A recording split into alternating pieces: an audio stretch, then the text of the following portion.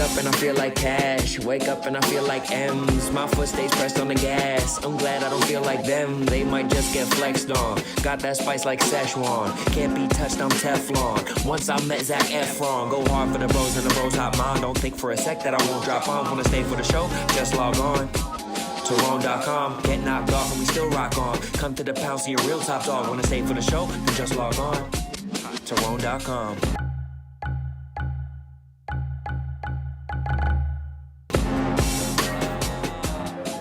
Yes, sir. Another day, Rone.com type shit. Ooh, I cannot tell you how excited I am to be here. Ooh, I can't tell you how fired up I am to do this show. We're on episode 4, and we're right there as far as followers. Limp ass. Get some Blue Chew for the mic. We're right there. We're right at 20. We're at 24.9. Push us over the top because we got a good one today. Push us over the top. Comment, like, subscribe. Get the fire the guns off if you have guns, or throw these up, bro. It doesn't matter. Either one plays. Either one plays on a day like today. Today is going to be fun as fuck. Quickly, within 4 weeks, this is the 4th episode, so we basically have been doing it for 3 weeks. 3 weeks, this is the first day of the 4th week. This show has already taken over my life. It's all I think about. I'm constantly trying to make this fun. I'm like getting on early. Ooh, little Lodsky. I'm constantly trying to like get to bed early. Fucking throw them up in the finger guns too. Type of shit, bro. Get the 50 cows. Are we 25? Did we just get to 25 live? That's so fire. You guys are fire. Shout out Sparky. He must have known it was a special performance type shit. Dude, just another day, and it just means so much that you guys are rocking, and I promise you that my level of commitment to this is your level of excitement, and we're banging through. We got guests on today's show. Guests. You hear that plural at the end there? We have multiple guests that are going to be in this bitch. And Sparky's not even one of them. I mean, I think he counts as a guest because he's here and he's popping his face on. If it was the yak, he would have to get wet type of shit. But since you're watching, you probably have to get wet now that Sparky's on the stream. It's going to be big today. So we have a bastion of free speech coming on to the show, or the show serves as a bastion of free speech. Nadu is coming on. Jeff Nadu is coming on to this show, and there's been controversy surrounding Jeff Nadu this week because all Jeff Nadu wants to do is speak his mind, and he wants to paint, and he is the Mozart of the breast. He is the Picasso of the breast. He is the Cavalier of the breast. This man knows breasts like no one else. And for some reason, the guys out in Chicago tried to stifle this man's knowledge of the breast. And we said, not here, not at any time is that okay. We're going to make sure that he can say whatever he wants on this platform. I might not agree with him, but we're not going to rob him of his American right that has been bestowed to him by the founding fathers, the right of free speech. That is something that goes down on Rone.com, 100%. So around 9:20, 9:30, we're going to get Jeff Nadu in here. We also have, to balance the scales, we have someone else coming in to give a different type of ranking later on in the show, a little bit about that. I want to leave that to be a surprise. And then potentially a third guest very late in the show, but I'm not 100% sure exactly what's going on with that. But we're freeing the yak, the rack. Free in the Iraq, free in the yak. I'm starting to look at the chat. I need to focus on what I need to get to first. We need to do housekeeping first. We need to keep the house. So first of all, housekeeping, warm ones dropped this week. Bro, you guys ran it up on warm ones. Salute to you. Salute to you guys on warm ones. Salute to Will. Salute to Taylor. It's doing very well, and the proof of concept is right there. There's some things that Tyler and I talked about throughout the week of ways to make it even better. I think the show will be served a little bit more from a bit of a tighter, we're even get it tighter, probably down to 25 minutes the next time. And boom, breaking news right away, special announcement. You go in the comments of that video and everybody's like, we need to get 2 specific people on for the next one.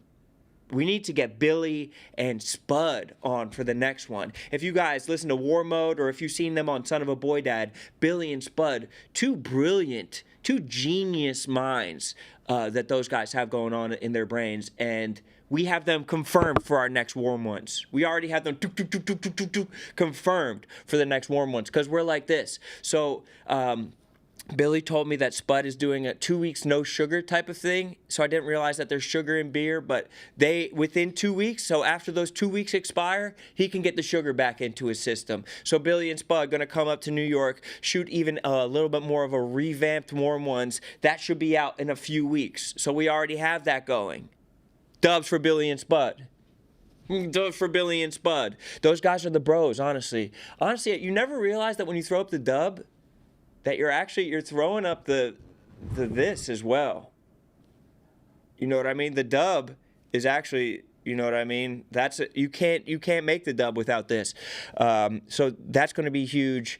And I think that Warm Ones is like, that is a repeatable thing. Like that's what we were trying to find when we were on the whiteboard, repeatable things that can be part of, dare I say, world building, but neither here nor there. And it's sick for them. It's going to be big, or sick for me, honestly. Not even sick for them. To just get those bros up here, get their ideas on paper, and make some shit with them. I think we're going to tweak the amount of beers maybe down a little bit just so we can get through the edit a little bit faster. I love drinking warm beers, and those bros definitely will drink along with me. And I know that there was some criticism about the last one that Taylor and Will weren't necessarily drinking the beers. To me, and I might just have a weird sense of humor, I thought that that's what was funny about it. And everybody's like, fuck these guys, they're not drinking the beers. So I might have set them up for failure. I thought it was funny that if for the first episode, if I just tried to muscle through all the beers myself.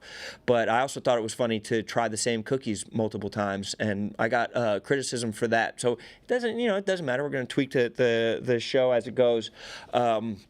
Also, they wanted us to, sales wanted us to blur out every beer that they wanted to blur out all the beers, just a giggle from Tyler, because it would have been rough for him. And I had to push back on them, because I was like, what's the reasoning? Why are we going to blur out, after the entire video is edited, as it's about to go out, we're going to go back in and have to blur it out frame by frame?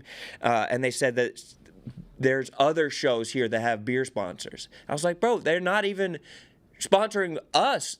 Like, if a beer wants to sponsor Rone.com, they can have as much control as they want, dude. I'll do cartwheels, but we can't not do something. We can't not put something out because a beer sponsors somebody else. The best way to get control, put some money behind the thing, okay? Put a little bit of cash behind the thing. Put some cash behind it, and then suddenly you'll have all the control that you want. So we were able to get through that unencumbered. The next one probably will have a little bit less branding, but more focus on the beers, and we won't lose the ethos of the show. But then that probably leads you guys to asking me, Rone, baby, the Prince, what are you doing with all this fucking cash in hand? What are you doing with this stack of cash in hand? What, you know what I mean? Well, Rone.cash is what they're saying, bro. People are confused. Why do I have so much cash in my hand? It's because right after this show, we're shooting something else. We have the next iteration of programming that was promised from this show, and it's the Great British Steak Off. The Great British Steak Off is officially happening. An idea that almost incepted from an argument on Son of a Boy Dad. But we're going to have Lil Sass versus Francis cooking steaks. And that video will come out this week. And I wanted to incentivize Lil Sass and Francis to make as good of steaks as possible. So there's cash involved, okay? So I'm giving cash to the winner. Sure, you might say that these are $1 bills and 100 of them, but it looks like more. And really, that's what I'm concerned about, is it looking like a bunch of cash. So as soon as this show is done, we are going to go over to a rented space that we have on 25th Street, and we are going to cook steaks head to head. I'm going to take them to Whole Foods. They're going to buy whichever cut they want. And you know what I mean? There's people in the chat's exactly right. Maybe meat sponsors. You know what I mean? Maybe Omaha Steaks. This isn't Omaha Steaks, but you know what I mean? There has to be somebody out there who wants to put some money where their meat is, okay? And we're going to have those guys go head to head. Sass talks a big game. I'm almost positive that Francis actually can cook. I'm almost positive that that is in his repertoire. And I would almost label him as one of the few Barstool personalities who can cook, because in all the people who work at Barstool, there's a lot of main character syndrome. You know, there's a lot of people who almost don't have the eye for craftsmanship, that don't want to put in the time of something. And I haven't seen a ton of people who I know can cook. I'll even give a quick short power ranking of people who I'm positive can cook. I know Francis can cook. I've seen it with my own eyes. I've tasted it. I went to a dinner at Francis's house when he was with his ex-wife. They had me and my wife over, and they made an endive salad. Do you know how deep in the cooking game you have to be able to make a fucking endive salad? So Francis, number 1 on my list.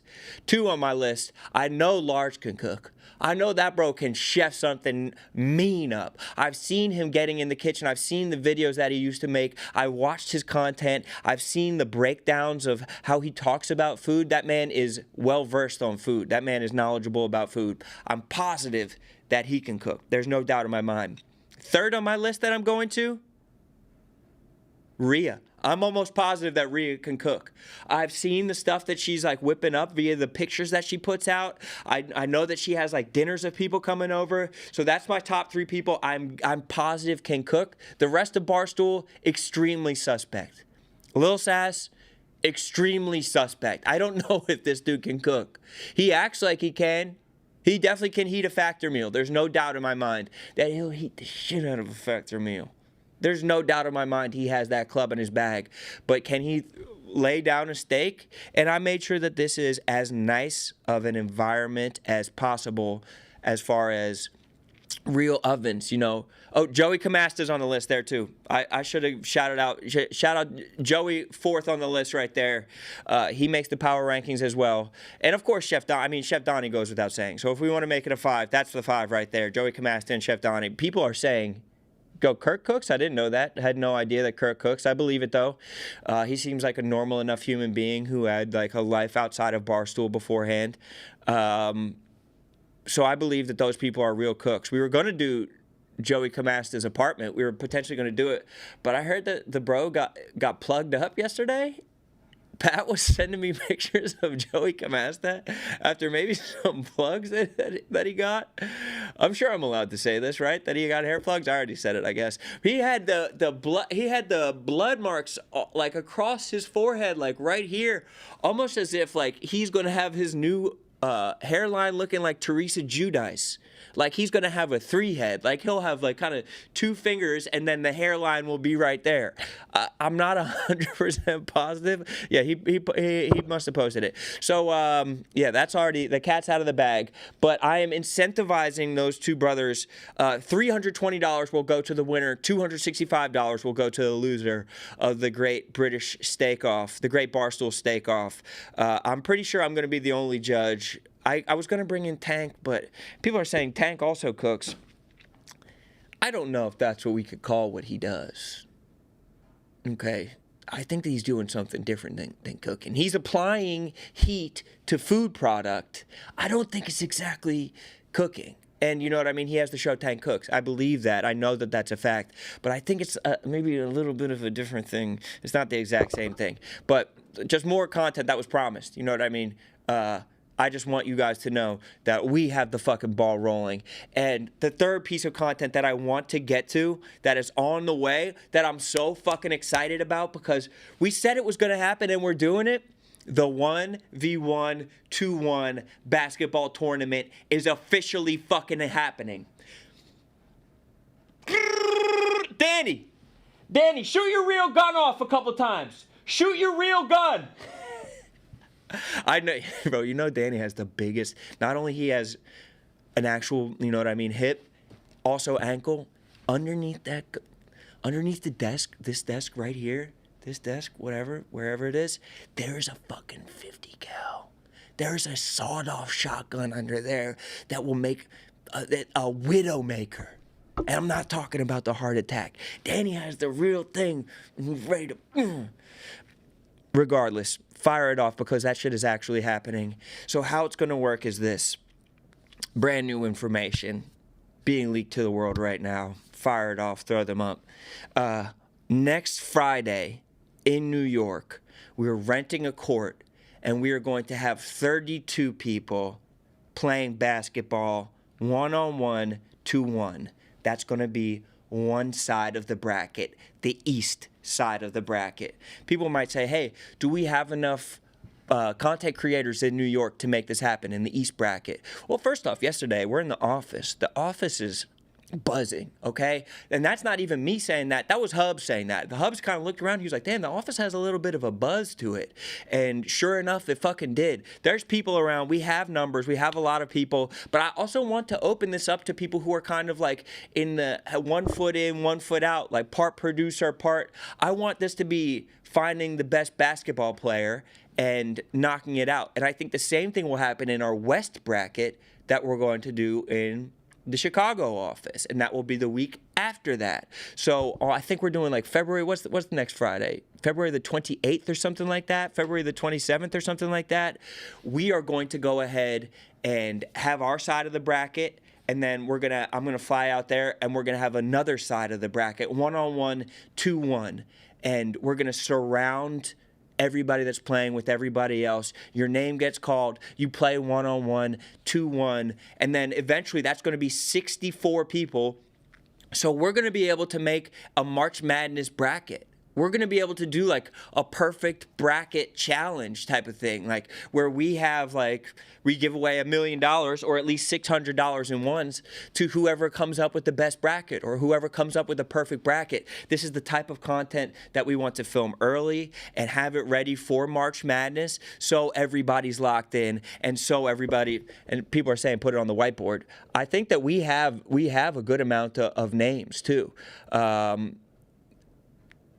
I had it written down here, dude. Do I want to bore everyone? So it's like in New York, I'm talking about Clemmer, Francis, Robbie, Hubs, Vibs, Phil, Marty, Ev, Sass, Gia, Rico, Keegs, Jetski, Steve Romano, John Rich, Nate, Nick Mulcahy, Keegs, Caroline, Moves, Smelly, Ray, Jackie, Fights, KFC, Frank, Jenks, Dukes, Pat, Joey, Lee. Like, that's enough. And then Pabs, Tyler, Jordan, Travi, Cody, Robbie, Dave, Gaz, Rhea, Frank. Like, that's enough names. There's enough names right there to make an entire 32. Will they all be there? I'm not sure, but listen, it's 1-on-1, 2-1. Youngstown Bob was like, oh, dude, I'm only good for 1 point. I don't know if I should play. I said, bro, that's fucking perfect. 1-on-1, 2-1. All you have to do is get one bucket. And so what becomes the most important part is who gets the ball first. And that's what I need you guys. So chat, I need you guys like locked in on this. Who gets the ball first? And there's a couple ways that I've been thinking about this. So I need your suggestions right now. One is having a selection committee in here and having them do mindful seating. So it's like, I'm thinking of getting like Rico in here and we go through everybody once we're confirmed with the entire list of the 32 people and we seed them 1 through 32. And every single game, the lower seed starts with the ball. So it's a little bit more fair. So if you're thought of by the selection committee of having the less seed, then you have the advantage of going first. But what else? How else? Maybe tip off every game. I see that in there. I was thinking of that as well. So tip off could make it fun, but it's like if you tip it towards the basket, it could be over right away. So I don't know if that's it. Maybe something else that's some other fun way. It'd be electric seeing some of the people jump. It would be fun. I'd like to see where Frank the Tank's vertical is at right now. I talked to Jenks yesterday about it. Frank usually has stuff going on Fridays, but they said that they would do their darndest to get Frank the Tank in. And of course, Jenks is going to be there for it because we know he's a hooper on that Friday. So, rock, paper, scissors, I think would be good. And it doesn't even have to be a tourney. It could just be like, da, da, da, and you do it right away. And maybe I was thinking, do the people decide You know what I mean? Did they just decide what their competition is going to be? For who gets the ball first? I'm not sure. So what do we think? Frank's a lock for the number 1 seed? See, no, he's not going to be the number 1 seed. Frank's going to be a lower seed, especially if we do mindful, seeding. If it were, like, he's going to be going against someone who's good. Or the other way that I was thinking about it, should it be completely random, where you don't know who you're going to go against, and then I just call out 2 names, and it's almost like King of the Dot, this battle rap organization, used to have these blackout events where they would just call 2 names right before the battle, and it's like, bam, coming to the stage right now, Frank the Tank against Dana Beers. Oh, it feels fucking sick. It's exciting. So I don't know if maybe that's a little bit of the vibe of it. But I mean, dramatic rock, paper, scissors, that it could be fun as well. So it's going to be 3 videos. It's going to be the East bracket, 1 whole video, West bracket, 1 whole video, and then there's going to be the final 1 video, East versus West, 1-on-1, 2-1. And maybe that video will wind up being 90 seconds.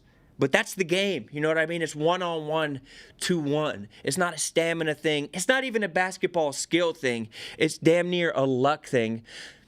1-on-1 to 1. So those are the ideas that we wanted to bang out. Warm Ones is out. Stake Off coming up. 1-on-1 to 1 is happening. I want to shoot before the 1-on-1 thing comes up next week. I want to definitely shoot some kind of like game night type of vibe.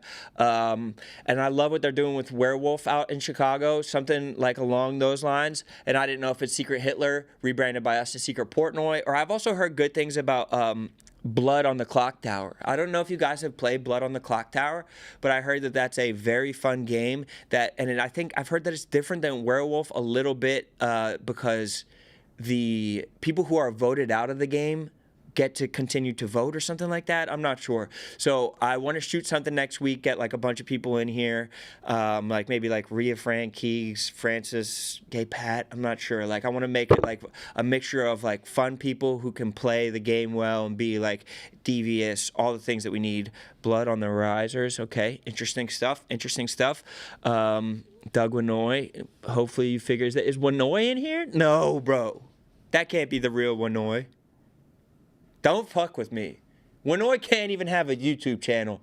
If Winoy is in here, I know TJ's dad in here. If KB's dad is in here, if all my initial brothers' dads are in here, that would be fucking love. Even if it's a fake Winoy, we love it. What's up, Rone? Hey, what's up, Doug?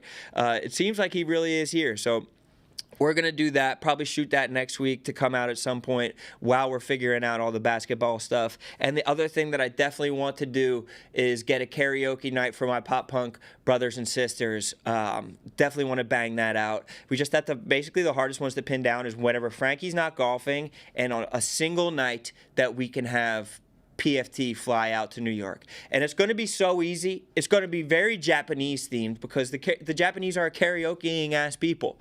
And I'm talking about maybe Japanese bartender, you know what I mean? Maybe some Japanese meats on sticks or something like that. And we're singing pop punk music all night. We're draped out in some pop punk shit, you know what I mean? Maybe we decorate the studio a little bit, get everybody from pop punk in here, get PFT, get Frankie, get Caroline, get Nick, get Robbie, get the entire gang in here, do a little karaoke night. Maybe I don't even know. Is it too much to try to raise money for a charity type of thing? They're calling me Rone-san in the chat. They're calling me Rone-san. Yakuza style karaoke where someone's hand maybe gets chopped off if they're if they're doing well or if they're not doing well. I feel like that kind of stuff will be interesting. So Stake Off on its way. 1-on-1 to 1 is on its way. Some kind of game coming next week. Got to figure that one out, and making sure that we hit the karaoke, I think will be very fun. And that's maybe something we could do live, maybe raise some money for a good cause, maybe just have some fun. Is Ray going to be in pop punk now? Ooh, Ray does have some pipes. We listen to her singing on, if you follow her on her socials, still sing sometimes. I really hope she continues to sing. She has like this kind of throwback voice. Like it almost sounds like a Winehouse type of voice. Maybe it was because she was singing Amy Winehouse in one of the clips I saw. That could be part of it. But let's get her in to sing. You know what I mean? I think having guests come in to sing will make it very fun. A couple guest performances. We get drunk. We have some Japanese meats. I keep on saying Japanese meats. I don't even know what a Japanese meat is. Maybe it's Wagyu. Maybe it's some kind of Mitsusaka beef, high-grade beef. But maybe it's eel. Maybe it's chicken hearts or something like that. When I was in Japan, I had horse tartare. They just served up some raw horse, and to be honest, it was pretty good. So maybe we have some raw horse, something like ahi tuna could be the vibe. Japanese meats while we sing karaoke, drink sake, drink Sapporo, drink Kirin Ichiban. That's the kind of vibe that I'm looking for on that one.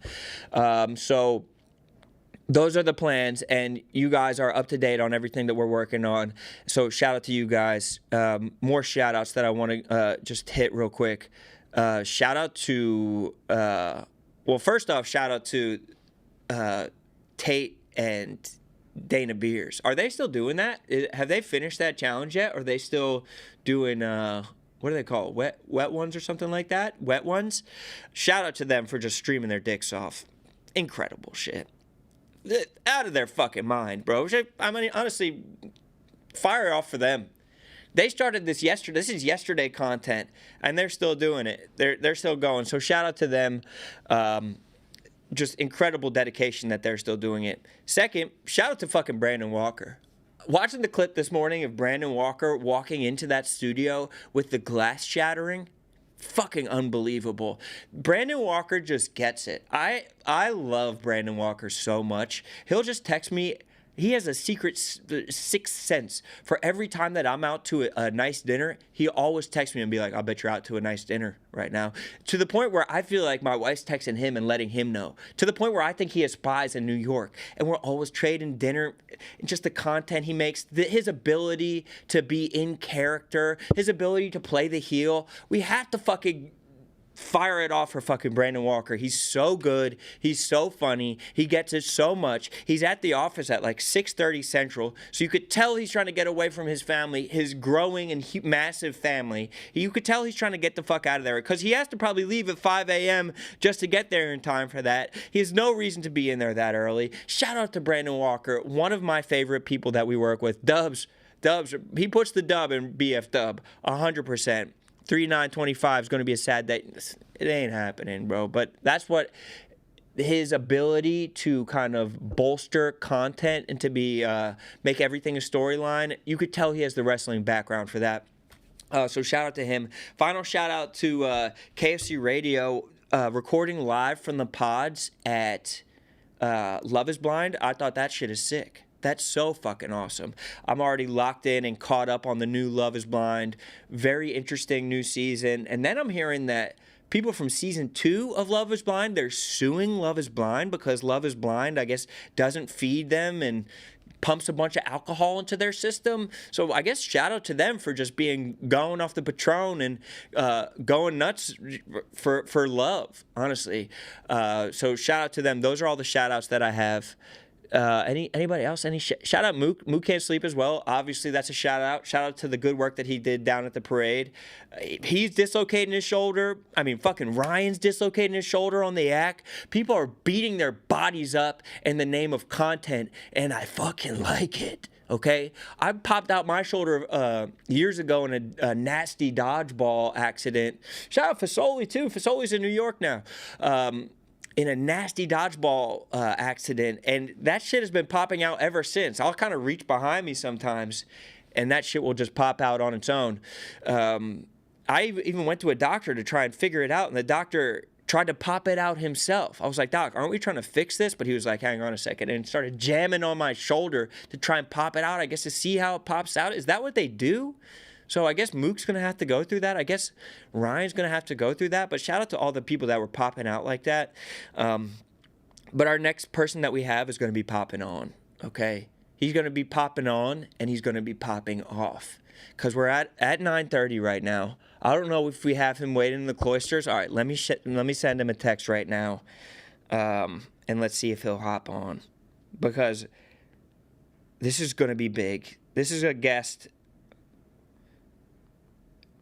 a blast from the past, a man who has had a tumultuous time at Barstool Sports. Racks on racks on racks. And I'm not talking about this kind. I'm not talking about this kind of racks, okay? This isn't the kind of racks that we're talking about. We're talking about Jeff Nadu.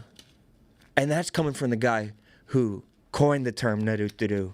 And suddenly, Nadu is coming full circle. A guy who came to Barstool, who left Barstool, who came back to Barstool, who left again, who came back to Barstool, who left again, and now who is trickling his way back into the Barstool universe. Jeff Nadu. They said, I won't be commenting while Jeff is on because I'm a rider, but I will be listening. Okay, and we appreciate all the riders who are locked in. Okay, he said he's on. He might be backstage. He is. He's ready to go. We appreciate that, but that's neither here nor there. The rider, we'll be able to talk about all that. We just need him to turn his camera on, which is part of it. But we're about to be in the trenches, and we're going to find out exactly what happened. A guy who returns to Barstool after quite some time, my Kujin, Jeff Nadu. Welcome to the program, my brother. Fire him off.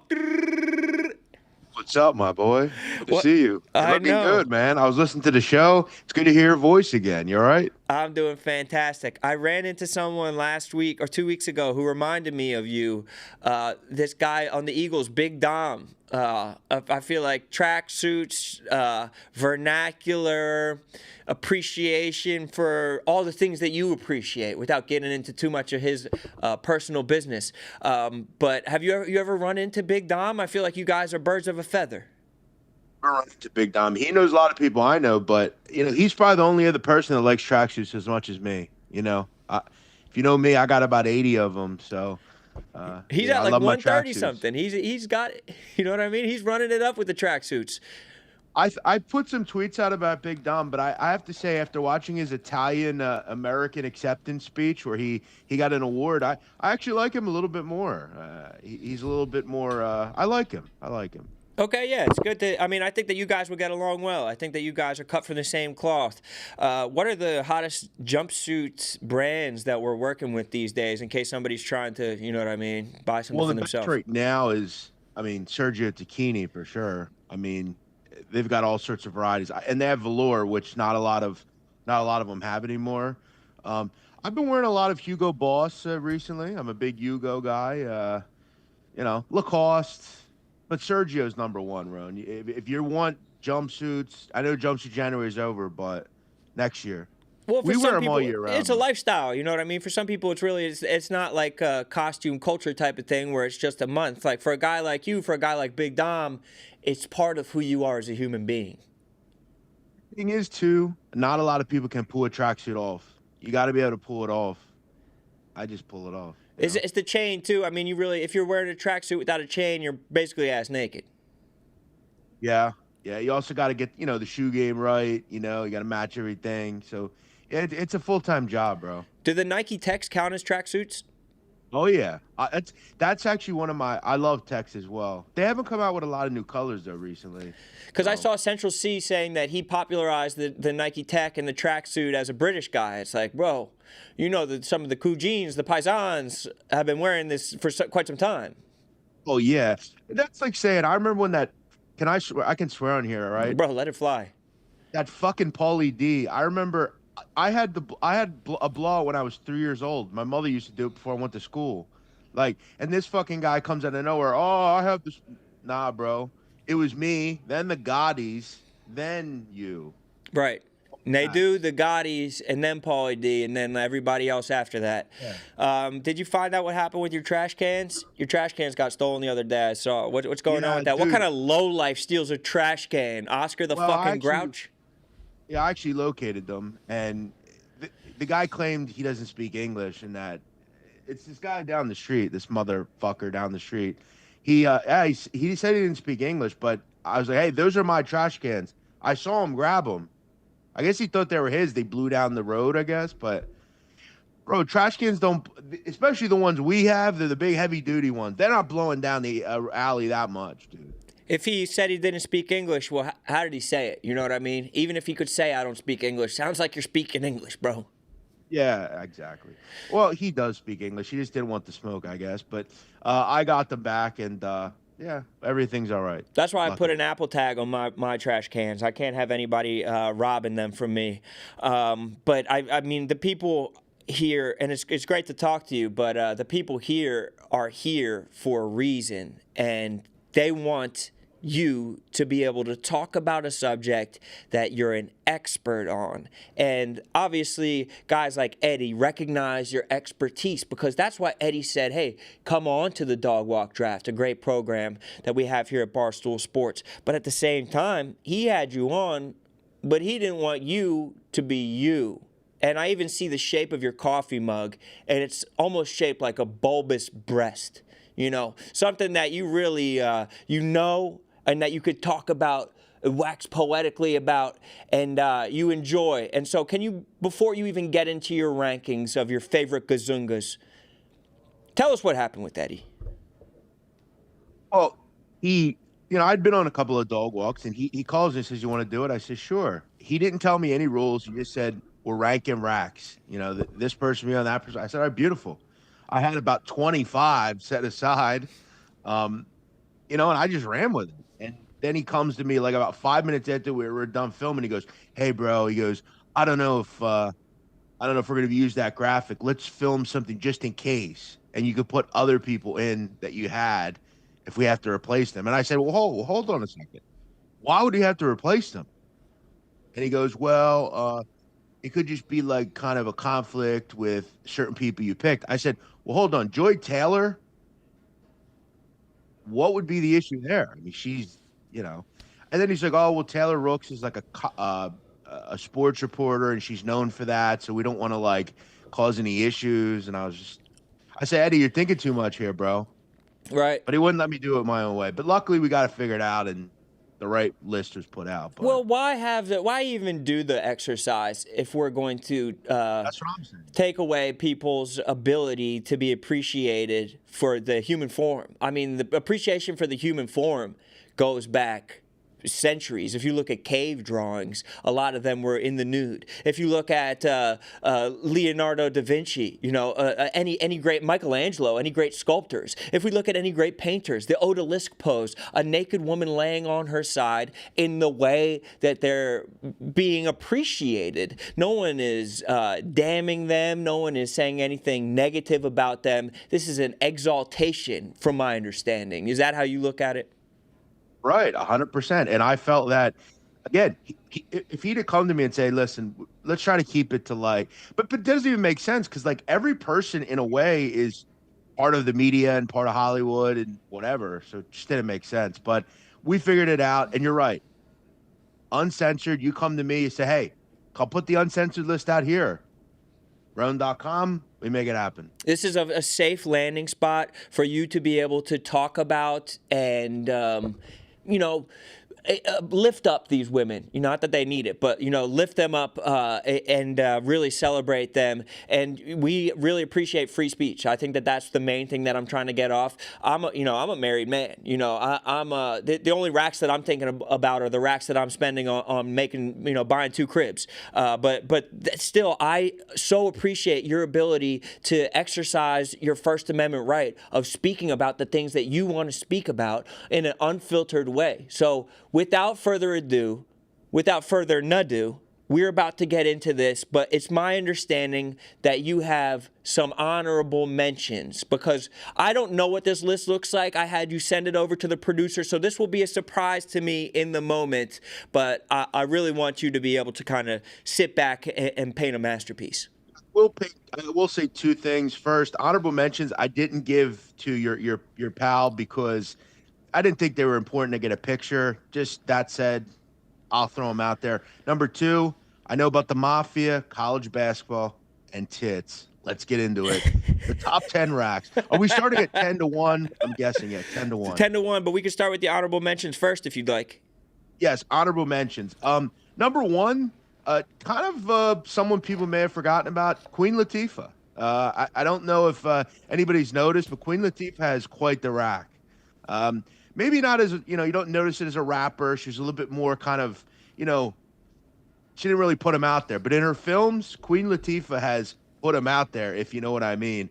Another one, Beth Chapman, rest in peace. Dog Chapman's wife, Dog the Bounty Hunter. I'm just going to be honest. It was one of the reasons I really enjoyed the show back in the day. Wait a second. Did she have a rack on her? Yes. Really? Yes, yes, she did. Because And, I you know, remember wanna her shout looking out- like him. Oh, There was a commenter on Twitter that reminded me. I had her on my honorable mentions list, but yeah, Beth was rest in peace. rest she in was peace. she was a looker. And one other didn't quite make the list, but I'm gonna put her on. Amber Rose, kind of a certified hoe, but again, a Philly girl, had to throw her on there. Nice. She has a good roster too. Incredible Kanye, roster.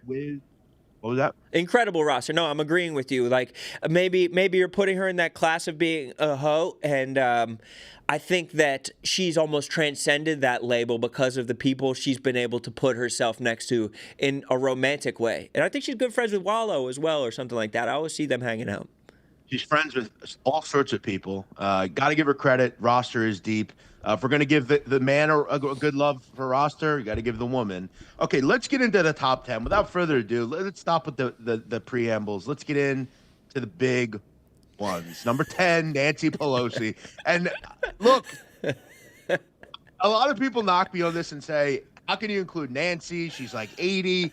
Right, but she was once not 80, and it still doesn't take away from the fact that she has great hands. I mean, they're right there for you to see. Am I lying, Rone? No, this isn't an ethics question either. Obviously, people will look at her stock portfolio and they'll say, hey, is she insider trading, the ups and the downs, you know what I mean? But for a lot of people, just visually, it's only ups. And I think that there are some older pictures of her. Who was she meeting with? Was she meeting with like Kennedy or something like that? Like there's an old picture of her. And I just, the low cut bathing suit wasn't something of her past, but you almost wish that it was if you really appreciate the rack. Way, if you ever get a chance, she was a decent looking woman in her, in like the 60s. Just saying. But yes, Nancy Pelosi. Sometimes when you're looking in the rack game room, when you get the reputation, you got to look a little bit deeper, get past those pantsuits and say, what do we have here? And the bathing suit, that definitely threw it out. Now let's get into number 9, an old school legend, Emily Ratajkowski. Look, a legendary rack at every level. You can't not. I mean, she's a model. What can we say? And also a decent job in the Entourage film. Remember, she was in the movie. She was Vinny Chase's love interest. Made a little cameo. Not as popular recently. She's kind of. I don't know where she's been, but there's a couple on this list. In fact, I think there's one or two that have kind of fell off a little bit. But great rack. Not the biggest. Not the most bodacious. Just great cleavage.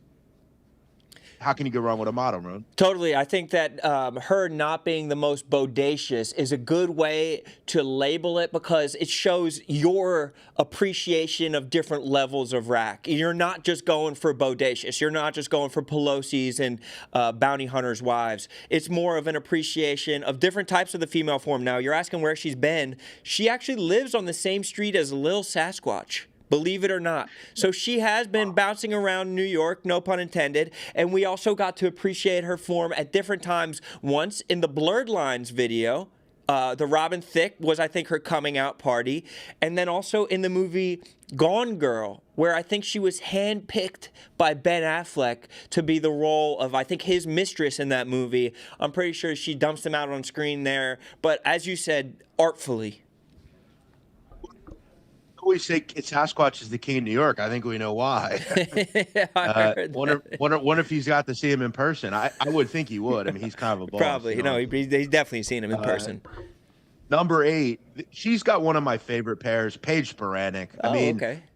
I now like golf, and I don't even like golf. I now like golf because of her. The foreplay guys have nothing on Paige Sporanic. Sorry. Huge. She's always doing like the golf swings with the, I'm not a big blonde guy. I don't like white women really, but mean, let's just be real. I mean, if you're a blonde guy, she's got to be up there. Great rack, big, very bodacious, very out there.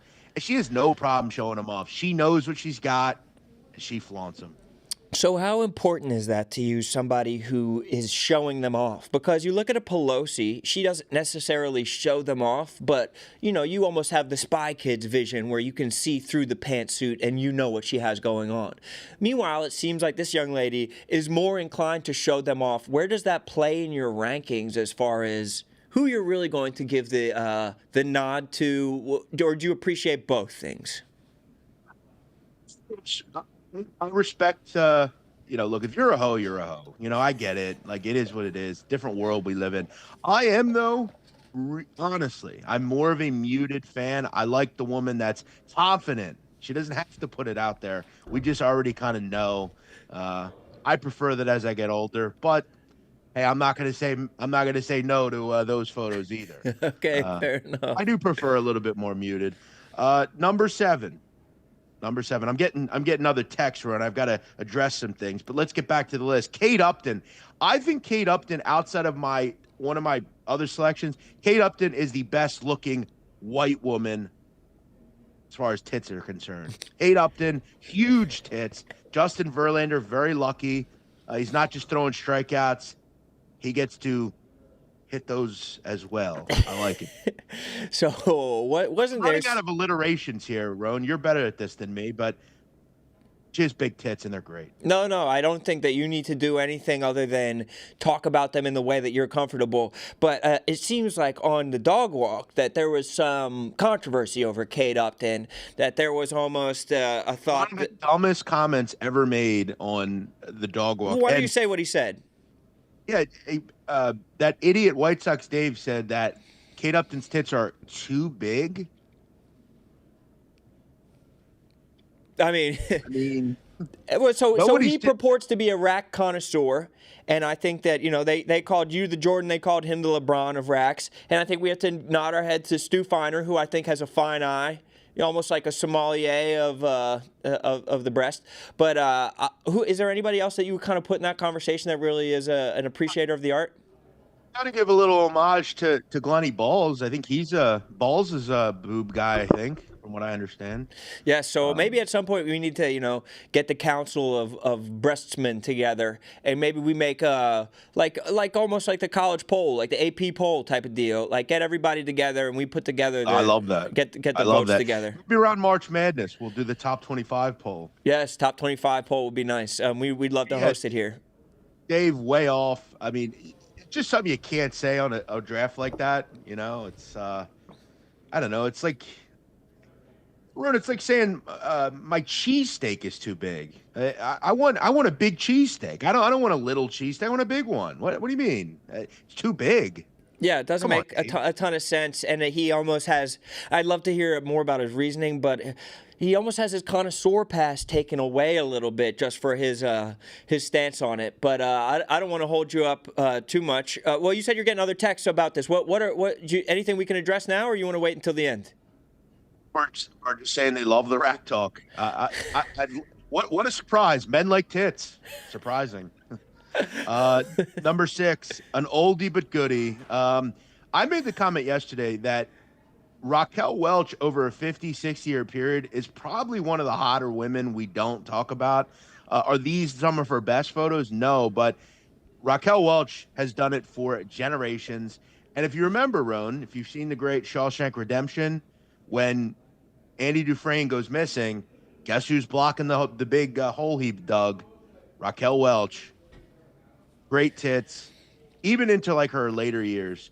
Pelosi and Raquel Welch have stood the test of time when it comes to racks. Raquel Welch, our original pinup girl, and she did it when it wasn't real popular to do so. Yeah, I'm not super familiar with her game. What was she? She was an actress early on, or you said pinup girl? So obviously she's going to be. She was an actress. She was like kind of an original pinup girl model type. And again, remember in Shawshank, she was on the poster that Andy had on the wall. She also had Rita Hayworth. I think he had at one point too. But yeah, there weren't many back then. Kind of your Marilyn Monroe type. Well, shout out to her. I mean, 4 husbands, so that's another woman who has a deep roster, almost in the Amber Rose vein, where it's like she's been able to kind of cycle through men at her will, as opposed to being chewed up and spit out. So shout out to her and her autonomy. Also, to anybody, take a look at her like when she was in her 70s.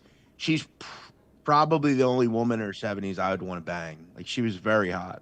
Very hot. Very nice. Very elegant. Give Raquel Welch her credit. Also a Latina. A lot of people don't know. She is Colombian, I believe. Really? Shout out to Raquel Welch. Passed away, but rest in peace. Number 5. Everybody's favorite, Joy Taylor. Joy Taylor's really run up the ranks here recently. I mean, we do know she's got some allegations hanging over her head. We won't get in too deep with that. But we can understand why Emmanuel Acho had interest. We can understand why that other guy, the older guy, had interest. I mean, let's just be honest. When Joy Taylor's walking down the beach with the bikini on, we get why. We get why she puts it out there. We know why Jason Whitlock said what he said. This is also about, to me, how a woman looks. Joy Taylor, I'm a fan of. I like her type. Joy Taylor, very, very hot, great rack. Does her personality or her field play into it at all? The fact that she's talking about sports, is that kind of a way to Trojan horse into your mind, or is it 100% aesthetic? No, it's 100% aesthetic. She is obviously very attractive. She's my type. So I also like how Joy is, and I'm not saying I like them, big or anything, but she has a little to her, a little bit of something to hold on to. She's a little thicker. I like that. I like her various hairstyles. She's just attractive, and she puts her tits out there. She has no problem doing it. And who cares how she got her job? We're not talking about that here. We're talking about tits. A lot of people got their jobs in crazy different ways. People lie on their resumes. Sometimes they don't get caught lying on their resumes. Who cares how she got her job? This isn't what what this list is about. This list is about Jeff Nadu and his appreciation for what he loves. I mean, didn't a seasoned employee, Big Ev, didn't he just kind of show up and they gave him the job? I mean, it doesn't matter how you get it. Exactly. People get in, and it matters what you do with the opportunity once you get it. And I'm sure that her ratings are still high. Number 4, a pal of hers, Taylor Rooks. I mean, look, I do get Taylor is a great broadcaster. No one will take that away from her. And Rone, I will say, in my opinion, she's on my short list of most attractive women currently on Earth. I mean, let's just be real. Whether you're married or not, she's a very attractive woman. She just oozes sex appeal. She's also elegant as well. She's got a great body. We could see the gyms working for her, but she's got the natural, rack, and just very hot. We could see why all the athletes love her, and I would too. Shout out to Taylor Rooks. Is there any? Have you noticed that she's able to get better kind of sound bites out of the people that she interviews? Yeah, and listen, I'm not going to toot my own horn, but if you've seen my mob content, I'm one of the greatest interviewers ever. Yeah, she's very good at that. You got to ask good questions, and she is able to answer open-ended questions and get good answers out of them. She lets people talk, which that's the biggest thing for an interviewer, Rone. You got to let people talk at your interviewing. Yeah, she's good at it. She's very successful. There's no surprise that she's hanging out with. You ever notice she's always hanging out with literally every A-lister possible? She doesn't hang out with like C-list people. It's always A-listers. She's always with Brad Pitt and Drake and like super rich people. Listen, hanging around rich people, you got to give her that credit too. It's about who you know, and she knows everybody. Imagine that Taylor Rooks was watching right now. What would you say to her? I would say that she is one of the most beautiful people I've ever seen. She's killing it in the game. Keep going, never quit. And I'll tell you another thing about her. When she's like 50, she's gonna get hotter and hotter. Like her matureness, her elegance. She's just going to keep going, bro. She's got a great future. We're talking about fine wine right now, but we're also talking about the top 3, Jeff. So hit us with the top 3. Number 3, Sydney Sweeney. Somebody out there probably could put her number 1, and I get why. I just find the other two more attractive. But Sydney Sweeney, I also though have looked at in a weird way. Like she is in a show about high schoolers, which is a little weird to me because I think there's the thought that she's like a high schooler. That said, I also don't think she's a particularly strong actress, to be honest. Interesting. But again, another person who makes it clear I have big tits and I want everybody to know about it. I mean, this is a girl who's talked to her own grandparents about her rack. So I don't have any problem putting her on this. I think she'd be quite happy to be featured on this list. So Sydney, salute to you. Great tits. Hottest white girl tits in the game, Sydney Sweeney. Wow, put that stamp on her. Hottest white girl tits in the game, per Jeff Nadu. Now imagine you had a grandchild who was built the same way, and she winds up having the same conversation with you. What's your response as a grandfather? That's a great question, Rone. I remember, Rone, when my dad got sick, you know that. Yes, You rest remember in he always peace. Sorry told to me, hear that. do you be who you are, don't embarrass us, but be who you are. And I would tell her the same. I mean, she's an actress. She's going to have to lean into what's coming. Would I tell her to put him out there? No, I think that's a little weird, but she's an adult. She knows how to make decisions. She was probably taught not to go too far with it, but I think she's done a good job with it. You got to do what you got to do. And she's on the top of the game because of it. I mean, is there a more recognizable pair of tits right now than hers in the game? Probably not. I think that, especially to different generations, I feel like she's the type of person that really has the, she has the world by the balls right now as far as the people who are watching her. There's the younger fans that you mentioned. I'm sure older fans appreciate. Whereas they might not, the Gen Z might not know Raquel Welch, whereas everybody is probably more familiar with Sydney Sweeney. Sydney's hit the Gen Zs, the millennials, the boomers. She's got it all. So shout out to her. Top 3. Number 2, Sofia Vergara. I mean, listen, it's Latina heavy. That's just what I'm into. Do I have to say much more? I mean, Modern Family, we think of her as a mother, but we also know her from other films and TV. She's bodacious. She's got the skin. She's got the accent. I mean, who doesn't love a great Latina? I mean, I was thinking about that, Rone, the other night. I was out, and I live in a town that's dominated by Latinos and Latinas, and I just said to myself, how can you look at a Latina and not be into that? Like everything about them, they got the accent, they got the hoop earrings. I mean, how can you not love that? Yes, I just love it. Every time you step outside, it's like you're watching Selena or something like that. It's a beautiful Right. life that you live. And she honestly uses more accent than Frank the Tank. And it worries does that play into how high you have her ranked, her accent specifically? Yeah, and I think it does have an overall like attractiveness, like how attractive I find these people. I think that's also important. Yeah, the accent's great. I mean, obviously most men will think about it during like what it would sound like, during that point you get in. But yeah, I mean, definitely. I also will say, I mean, Griselda, she was very good in, I thought. With a whole new look, Yeah, Griselda Blanca wasn't exactly a looker, but she made her look attractive. Got to give her a number 2 nod. I don't think anybody would disagree. Colombian, what's not to like? Great rack. Number 1, and she is the GOAT, Selma Hayek. I mean, look at that picture on the left, Rone. I mean, seriously.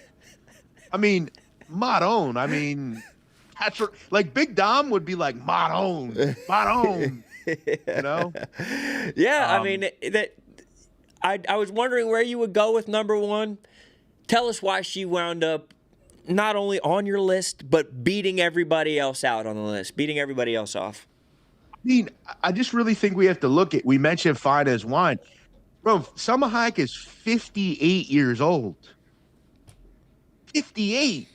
And she looks like that. Insane. Just the total package. Also, Latina. She's got the accent. She could pull it off all sorts of ways, and she puts them out there. They look great. They're big. They're voluptuous. I don't care if you're young, old, whatever. You see her, she's always going to be the hottest woman in the room. Just my thought. Yeah, I mean, you obviously have an appreciation and a type, but at the same time, and shout out to Tyler for picking these pictures. The pictures tell the story where words fail, you know? Sometimes you just have to say, take a look at the tape. We take a look at the pictures. Selma Hayek, from dusk till dawn. So Check I'm it getting out. I'm getting some snubs here in the chat, and I want your comments on snubs. Daddario, is there a snub on Daddario? Yeah, probably. I mean, again, this is all your personal favorite. I guess to me, she's not. I'm not attracted to her per se. Look, would I not, get involved? Of course I would, but didn't make my list. I will throw one or two others out. Rone, if I can. Oh, please. Terrible person, great rack, Ghislaine Maxwell. Oh, of course. I mean, yeah, great. Yeah, I saw your tweet last night about the exact same subject. You know, she's timeless. Yeah, I mean, again, bad person, but we've got to say what we know. Yeah, listen, Daddario is got a great rap. Here's some other ones on here that people are saying that they're saying Daddario, Kat Dennings, Selena Gomez, Billie Eilish, Queen Elizabeth II, who I didn't even know was racked up.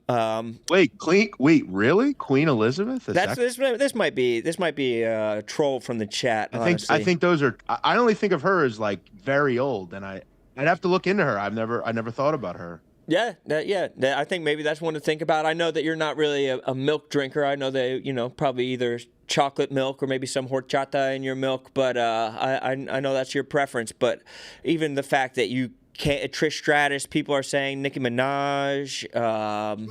Nicki Minaj is a great one. I've always been a big fan of Nicki. Great call. Whoever said that.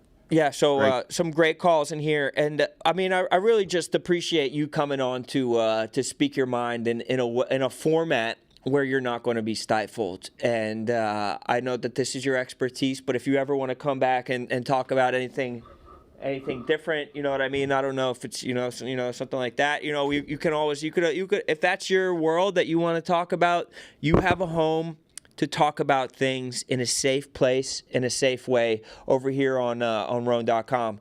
And before I let you go, what's going on with you, brother? What's going on with you and Rico? I'm curious about. Are you guys in a good spot, bad spot?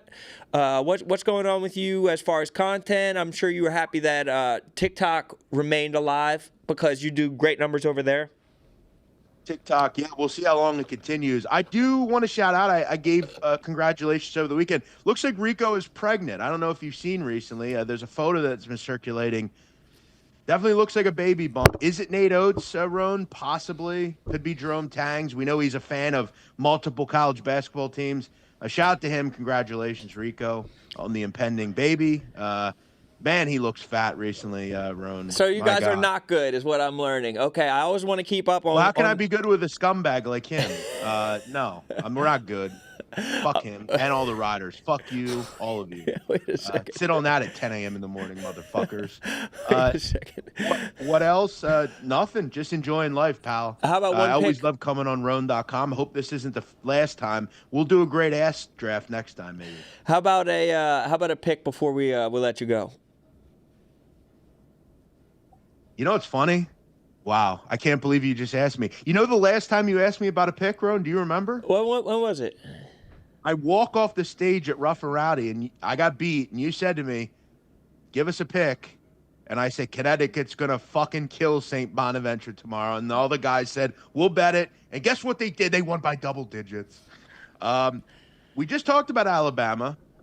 I think they're going to, off a loss, fucking kill Missouri tonight. Lay it with Alabama. All right, love it.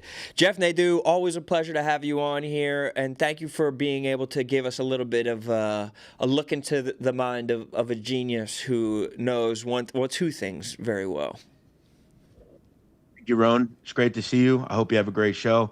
Thanks, everybody. Salute, brother. Appreciate you. My guy. Wow, Jeff Nadu. Shots on the way out at Rico Bosco. Didn't want it to go down like that. Obviously, I'm a big fan of Rico's, and that's my bro. I was talking about having him in later on, you know what I mean? But, wow. wow, Jeff. It's beautiful hearing him talk about stuff like that. It just it blows my mind how much he thinks about it. And I saw some people in the chat being like, "Oh, Jeff's lost it. He's just horny. He's just being horny." Fucking duh. No shit. That's why he's here.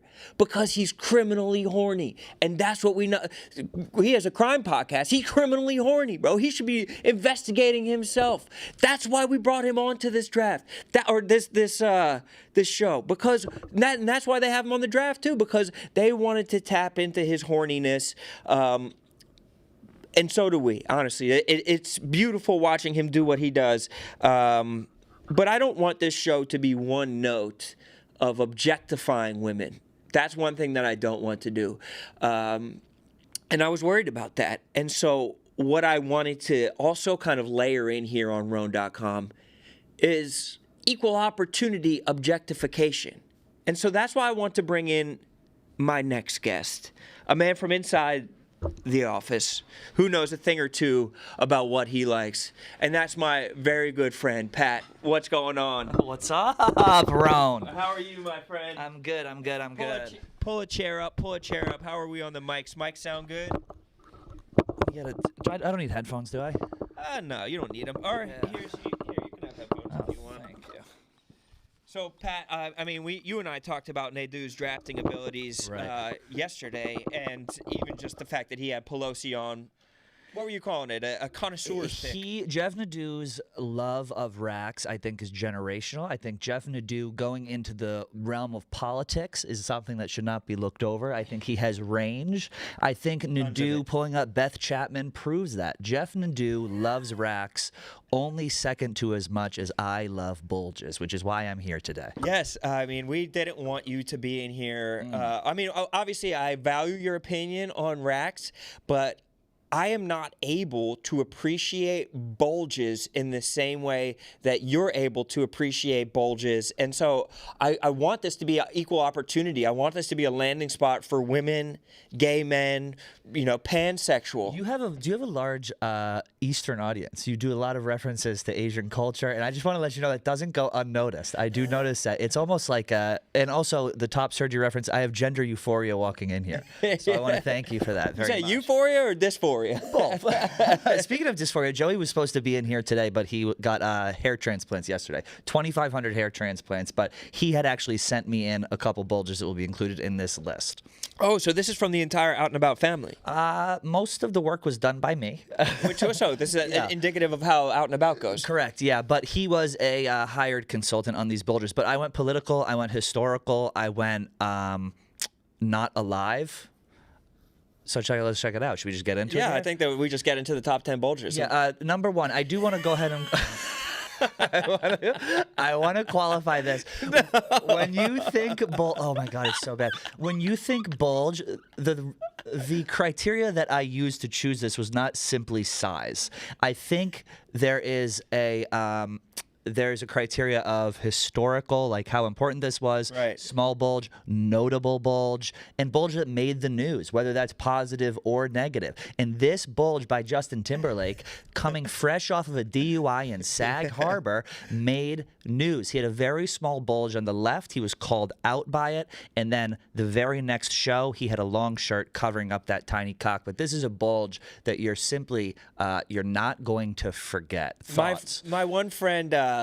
Fresco, battle rapper, one time he said to somebody, you either have a small ass dick or a long ass clit. And when I look at this, it's almost the same, almost the same question. And I wonder if it's shrunken down by the apparatus, or if that's just what he's working with. It's almost too, and I don't want to cast aspersions. It's almost too small to put the word bulge next to. Right, which we're having this debate for a reason, right? Which is why he's on the list. But I do want to say, if you look on the left, I think what happened was that when it comes to bulges, you don't really want to separate the bird from the nest because that will take away from the bulge. Yes, and I yes, think what yes. happened here was his cock got separated from his balls, and it was kind of isolated out front. And it doesn't matter how big your dick is, unless you're John Sally, that's not a good look. So Justin Timberlake is number 10. Number 9 on the bulged list will be Justin Bieber. Oh, wow. This is a man who has been caught on camera multiple times, cock just out in the flesh. Yeah, he had an old picture where he was, it was like a paparazzi. He was maybe on vacation and he was just dangling. Yeah, this, you know what? I appreciate you remembering this. He also had the straight pubes in there. I mean, Bieber is a guy who, you know, I mean, he's always shown it. And I guess if you got it, flaunt it. And the tattoos do distract a little bit. But if you look closely, again, bird connected to nest.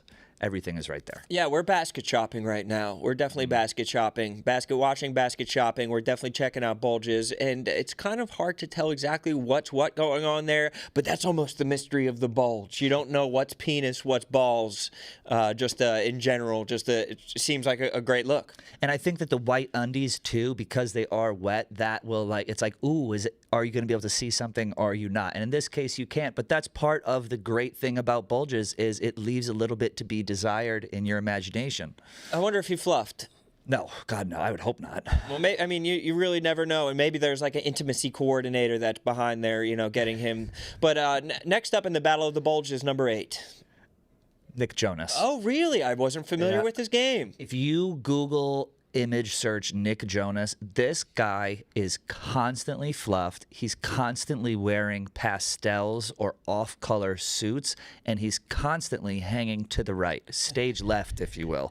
Nick Jonas, I know he's a friend of Chicks in the Office, which means he's a friend of ours and a friend of the program. But I'm a friend of his cock because this is a bulge that it makes the news, and that's one of the things that we're looking for. Do you think that he is, what's the key to a great bulge in a man? Is it lack of underwear? Is it the fact that he's just kind of free bulging? Is that what does it? I think direction is a big part of a bulge. You want a bulge that will kind of go to the left or to the right because then it's going to be more pronounced. If you're just going straight down the middle, then it has a tendency to kind of just like flick out, and that's not what you want.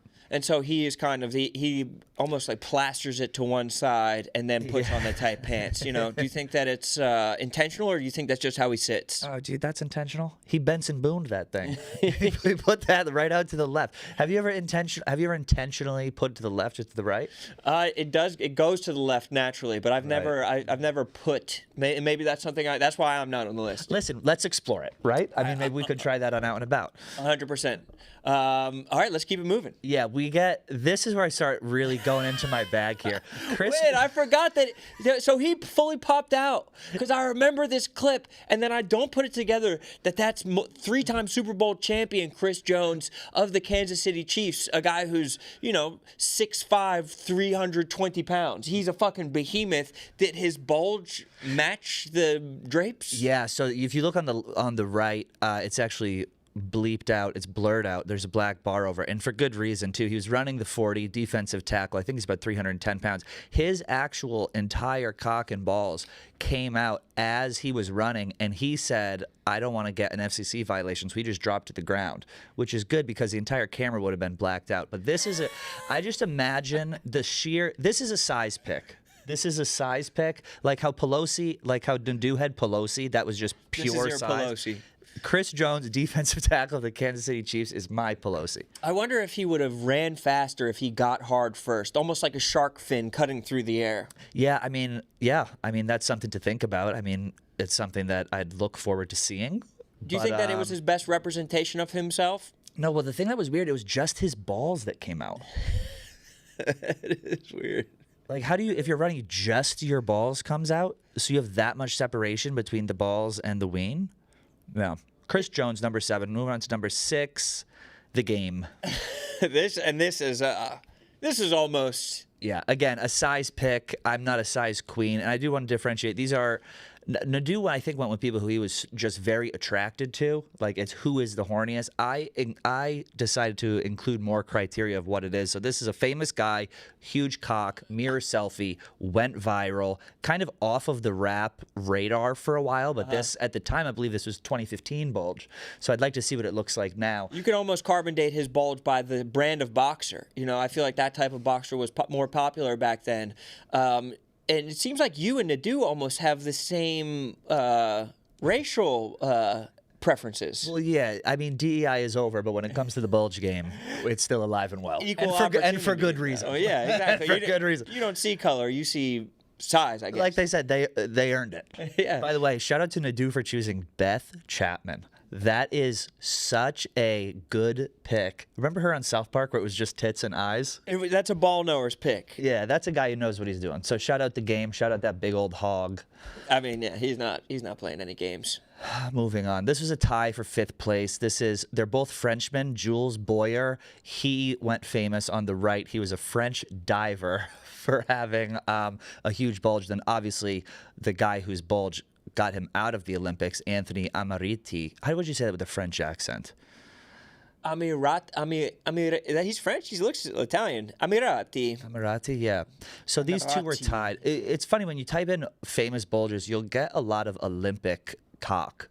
And that's something that I kind of want to stay away from because I feel like it's cheating. I need to really research. And I struggled to get 10 people to do this. I was stuck on 9 because I wanted to loop these two together. But if you're wearing an outfit like that, you're wearing a Speedo, you're wearing a singlet? I mean, that's going to make your bulge look great no matter who, even if you're Jeff Nadu. And the guy on the left is more piece, he's more wrench. Where the guy on the right that's pure bulge. It's the entire package. It's not just a hog sitting there. It's the combination that he has going on there, the top, the bottom, and protrudence of what he has going on. I think protrudence is a big part of it. There's a famous story about, I think it was, who's the guy that played the Goblin in Batman? Oh, William Dafoe. Willem Dafoe. Yeah, the Green Goblin.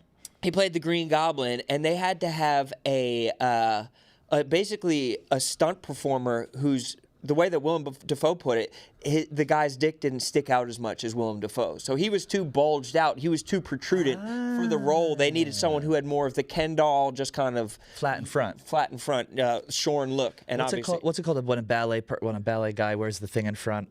What's that? Not a merkin, but a. you know what it is. There's What no is one that? more cultured in this company than you. In the past 3 days, we've had top surgery, we've had Japanese terms, and we've had this. I can't remember what it's called. Yeah, drop it in the chat. A cod piece? No, that's not a cod piece. Something like I'm not even sure, but regardless, we'll figure it out. So This is, if we are going pure fame, and I know that this is not technically a bulge because it's uncovered, but times were different in 300 BC. This Greek statue may be the most famous bulge of all time, and I do understand that the nest to bird ratio is off, but there's a lot of feathers above both of them. And when you think ancient cock, this is who you think. Is this Michelangelo? I think that's Michelangelo's David. That's Michelangelo's David, I believe. I'm almost positive that. And so the one thing that really jumps out about this entire statue is look at the size of his hand. That's a big hand. Now, do we think that there's a proportionateness, a disproportionateness? I mean, his thumb is almost 2 of himself. You know what I mean? That's a long thumb, but almost I think back in this age, they appreciated something cute and compact as opposed to something ogreish and bulbous, Yeah, I think I've never really appreciated the details of the statue now that I'm looking at the hand because I have always been distracted by the bulge. But you look at the vein running down the right bicep, you look at the wrinkles on the right thumb, that is a big hand. And I think this just dispels the rumor that large hands does not necessarily equal large bulge. But back in the day, a small bulge was much more fashionable than a large bulge. Just how, yes, yeah, that was the thing. So this is Michelangelo's David, number 4. Number 3. Okay. Anyone wearing gray sweatpants. This is for the chat. I did this specifically for the chat. If you want to feel good about yourself, you throw on some gray sweats. It doesn't matter if you're Tyler in the control room or the game. You go out, you fluff that thing up, and you walk down the street. You're going to get looks. You're going to get the Joey Camastas of the world peeping out behind their sunglasses saying, what is going on there? Anyone wearing gray sweatpants, that is the ultimate bulge enhancer. And I'm not sure why, if it has to do with the color and the shadowing, almost like a negative drawing. Yeah. But I mean, gray sweatpants, fellas, this is for you. Gray Trekkies. You have to throw on the gray, and it is peculiar how it leads to this. I wonder if women have the same, eye towards it that our gay brothers have. I doubt it, Rone. I'd be shocked if Like, are they disgusted by it? Are they like, bro, like, put last your dick night away? Or I was thinking last night, are women we know Ebony's not. Are women disgusted by penises? Are women grossed out, or do women Right. salivate and satiate Right. over a penis? There's only one way to find out. Wear a pair of gray sweatpants. Number 3. Moving on to number 2. John Hamm. I mean, of course, he is a low-hanging fruit. Quite literally, this is a man who is known for his wrench. This is a man who has made a career out of his piece. I mean, when you think John Hamm, you think heavy below the belt. And I think that so there's a lot going on in this picture. One, it's darker colored pants, so it makes it seem like he's not trying to show off. But 2, we're seeing so much, nothing's left to the imagination, Right. which makes you think that there's no underwear going on in this situation. But it's so far to one side, it's almost like the hem of the pants it's Occam's razor. It makes a decision of which side the bulge is going to go to. He has to be up there on everybody's list, whether you're a straight guy, gay man, woman of any flavor, Of any denomination. and any denomination of woman, you have to appreciate what he drags around. And it drags around. And I do want to say there is a lot of fool's gold when it comes to bulges. There's a lot of optical illusions. There's a lot of fluffing. Where does it start? Where does it end? John Hamm is laying it all out all the time. You can see all of it. Yeah, John Hammer. There's no playing around, and it's almost like he became so much part of his identity that he might wear 2 pairs of underwear now, so he can focus on my acting type of thing. Exactly. I do want to give a quick honorable mention. It just popped into my head. The Wild Boys, Steve-O and Chris Pontius. Those are 2 guys who are never afraid of their bulges. Steve-O was, or Chris Pontius was one of my favorites. So funny, but those guys dumped him out all the time. I remember Chris Pontius having a decent piece. Yeah, Chris Pontius had a great piece. Do you want to move on to number 1? Well, if it's another honorable mention that I'll throw on here is Liam Neeson. I don't know if he'll be your number 1. I've never even seen that. Well, he's always famous for pissing himself, but I think that comes with, you could see even where his piss starts. And within the company, I think Mark Titus, will be in the conversation. But In terms of a low piss start, he's hanging. yeah, he's hanging. But those are my honorable mentions. Who's your number 1? Number 1, this is a guy whose bulge quite literally launched 1,000 Wahlburgers. It launched a career. It Yes. launched a movement. This is a man who started rapping and moved to acting and modeling, and this is the photo that started it all. And I hate to do it. I really do, because I think it's Like easy. bait. It's like a chalk pick.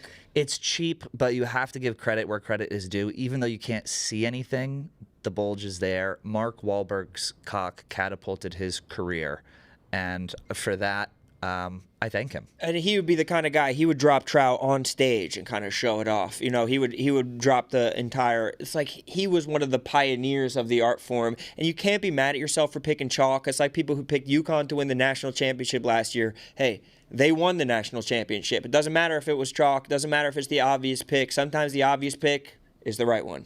Yeah, and that's exactly why I went with Wahlberg here. And I mean, you got to keep in mind this is 30, 35 years ago, but dicks don't really age. Really? I think balls age. Balls will get dragged down by gravity. They will become, a tight sack will become a low hanger over time. As far as the wrench goes, it's full screen now. as far as the wrench goes, I mean, Wahlberg, that's what got him those 100 millions. 100%. And it really is timeless what he's working with. Yes. And you being on here is timeless. But I have, before you go, I have been enjoying not only the content you guys have been putting out and about, but you and Joey specifically. Joey's kind of made his return to Twitter. And I have really been appreciating his takes and your takes. So I selected 3 kind of hot takes from each of you guys, and I want to see how much you stick by them. Okay. So just a little, gamifying it a little bit. So I think we have these tweets pulled up. Joey he's been serving up some fucking heat, and I think that he's right about a lot of the stuff. And you're more of a volume shooter, but let's go one by one with Joey. So Jesus this is his Christ. most recent one. He said, "Stop putting caviar on literally everything. It doesn't make you look rich, cool, creative, or interesting. You look desperate. First of all, no one is putting caviar on anything. So I don't know what. If you look at this guy's Instagram Explore page or his TikTok page, it is the most insane. It should be illegal. His phone should be confiscated. It's the most insane collection of food and like hot guys in skimpy clothes. But Joey is the person who I know who loves caviar the most out of anyone. He eats it all the time. So I don't know if this is projecting or what the deal is, but I mean, I agree with it. The one thing I have to say about caviar is that whenever they serve, I've had caviar like 4 times in my life, but whenever they serve it, it's like $150 for a fucking tin of it, and then they serve it with sour cream and potato chips. So one of the most expensive per ounces things that you can eat with fucking kettle chips and grocery store sour cream, 2 of the cheapest things that God has ever made. Why are we pairing these things together? All I want is more sour cream. So I was with him on, there's just fucking caviar on everything. But that was one take that I just wanted your opinion on. Let's rip through these next ones, Tyler. He said, This I don't agree with. Die Hard Bravo fans are equally as cringy as Disney adults. I don't agree with it, A, because we have a lot of Bravo personalities on our show, so keep on coming through, Joey. Think ahead here a little bit, bud. I mean, there is no one. We literally just had like 5 housewives on the show. Relax. I thought it was so fucking funny because You're a Bravo queen. I am. And it's like I watch a lot, and I don't know if I term myself as diehard, but if I fall into this, I think it's almost funnier because there are like the women. Some of the women who go to BravoCon, who get like shit-faced beforehand, who get verklempt, who are fucking losing their shit, who are gonna like, who scream when they see Tom and Tom walk out. That's tough. Who are going to like Lisa Vanderpump's restaurants or fucking buying pillows at Craig's Pillow Shop. And see, you are so deep in. Half of this stuff is missed on the chat and missed on the people watching. Pay attention to the things that Rone says. Do you know his canned cocktail? Of course. I only know. Yeah, you do. Dig deep. I know Loverboy. Yes. Loverboy is the guys from Summer House. Oh, I'm mixing them up then. See, you corrected me on that. But I am deep in the world, but I think that it's such a funny thing to make fun of because I think that people who love Bravo, they are almost like separating themselves from the Disney adults, where it's like you're damn near a plus-size park hopper. Oh my God, we did a whole episode on plus-size park hoppers. If you are watching this right now, open up a tab and look up plus-size park hoppers. It's the greatest thing on the entire internet. It's so fucking funny. You have to follow them on Instagram. It's fucking hilarious. Plus-size park hoppers, the best. But I just think it's funny to make fun of the Bravo fans because they're almost like they are like Barstool fans. Yeah. Like they love it. It's their world, and we love having them. But also, they need to like get made fun of the same way that everybody else gets made fun of. They take their fandom very seriously, which I love. But at some point, you have to have a little bit of self-awareness and real following Jen Shah's journey in a Utah State penitentiary. Yeah, like writing her, putting money on Jen Shah's books. Yeah, get that commissary for Jen Shah. You got Teresa. This bag of Fritos is on me, Jen. Yeah, fucking shout enjoy out. yourself. Started a fake church. That's another one you can go. I dropped Teresa Giudice earlier on here because I saw how low Joey's like plugs are getting. Oh, I was my like, God. is he gonna have the Teresa Giudice hairline? Is Yeah, he gonna be shout out. Do you know who said this? I've always respected your hairline. Who said that? No, I don't know. I want to room with you because I always respected your hairline. Tiffany Pollard on The Traders to Teresa Giudice. Oh Yeah. fuck. Or is it Giudice or Giudice? I don't know. It's probably that's the more Italian way. All right. And then finally, the last one. Tesla is not a black car. A Corolla. It's a Corolla with an iPad glued to the front. I think this is a funny ass read on Teslas. People fucking love being inside of a Tesla. Yeah. There's not that much different about a Tesla, and no matter how many times I get in, it whips my ass and humbles me, opening the door to leave. It's very difficult to do. It's the fastest car I've ever driven. And as the great Dorian said, reading came before shade. And this Shout out Dorian. Shout out Dorian. Now reading came before shade. Now when she passed in the late 80s, they actually found a John in a trunk in her apartment. Is that true? Yes, it's very true. But again, there has never been someone who money has changed more than Joey Camasta. So I fucking love it. I wish he's the best. We I love wish him. him all the money in the world Yep. just so we can watch the next level of change. He's the best. How he just labels us all chuggy in his wake. Now let's rip through Pat's ones real quick. I'm so fucking with you on this one. I would be okay never hearing another Hamilton song again. I don't even know what this was based on. Was it the SNL thing? Yeah, Were this they is doing SNL? Yo, stop making these people cool. You're not cool. You're a theater kid. You're a nerd. Like, enough. Hamilton, it was good for like a little bit because it was shocking that they were singing and rhyming about history. Enough. And the whole Hamilton world inside the world of theater, they think that they're like the cool kids of theater because they're the ones that are rapping. Like they think they have a leg up on Wicked and the Book of Mormon because they have Lin-Manuel Miranda rapping. Lin-Manuel Miranda went to the same high school as a guy named Immortal Technique, this other rapper. And Immortal Technique in high school, he locked him in a dumpster like he was cheese from old school. He literally put him in and locked him in a dumpster. Is this a true story? This is 100% a true story. They've talked about this before. This is who you're standing. This is the exact same person. Everything about Hamilton has a very safe space energy. It's a very safe space energy. It's you have to believe this, you have to say the right thing, and we all know what I'm talking about here. And that is not something. The culture has shifted, my dear. It's a 55-year-old couple who's like driving up from Baltimore or flying in from Minneapolis, and they're like, honey, we're going to go get cultured and see the rap musical. See, but I'm okay with that. I'm not okay with the people, like the kid from Brooklyn who like comes over to Manhattan and is like very into it. Like, I'm okay with the tourists seeing Hamilton. Stop pushing it down our throats. That was the worst skit on SNL 50. Hamilton sucks. The chat saying it. I agree with it. This will go down as one of the worst halftime shows of all time. This is obviously about the Super Bowl. So some numbies on this one. Yeah, this one did good.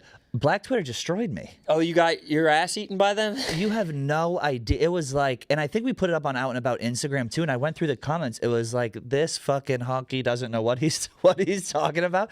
I didn't think it was good. I don't think his catalog was deep enough. You're the rap guy. You can tell me if I'm wrong. I think he started off. You got to front load a little bit when you're doing a show to get their attention. You need to start with your biggest song and then kind of go down and end on an up note. If you put him side by side with a performer like Beyonce, who performed with Bruno Mars and Coldplay, put that side to side. And if you want to say in the same category, put Kendrick Lamar next to the Dr. Dre, Snoop Dogg, 50 Cent, Eminem. Those are four artists who have a catalog obviously way bigger than Kendrick Lamar. They're way more mainstream.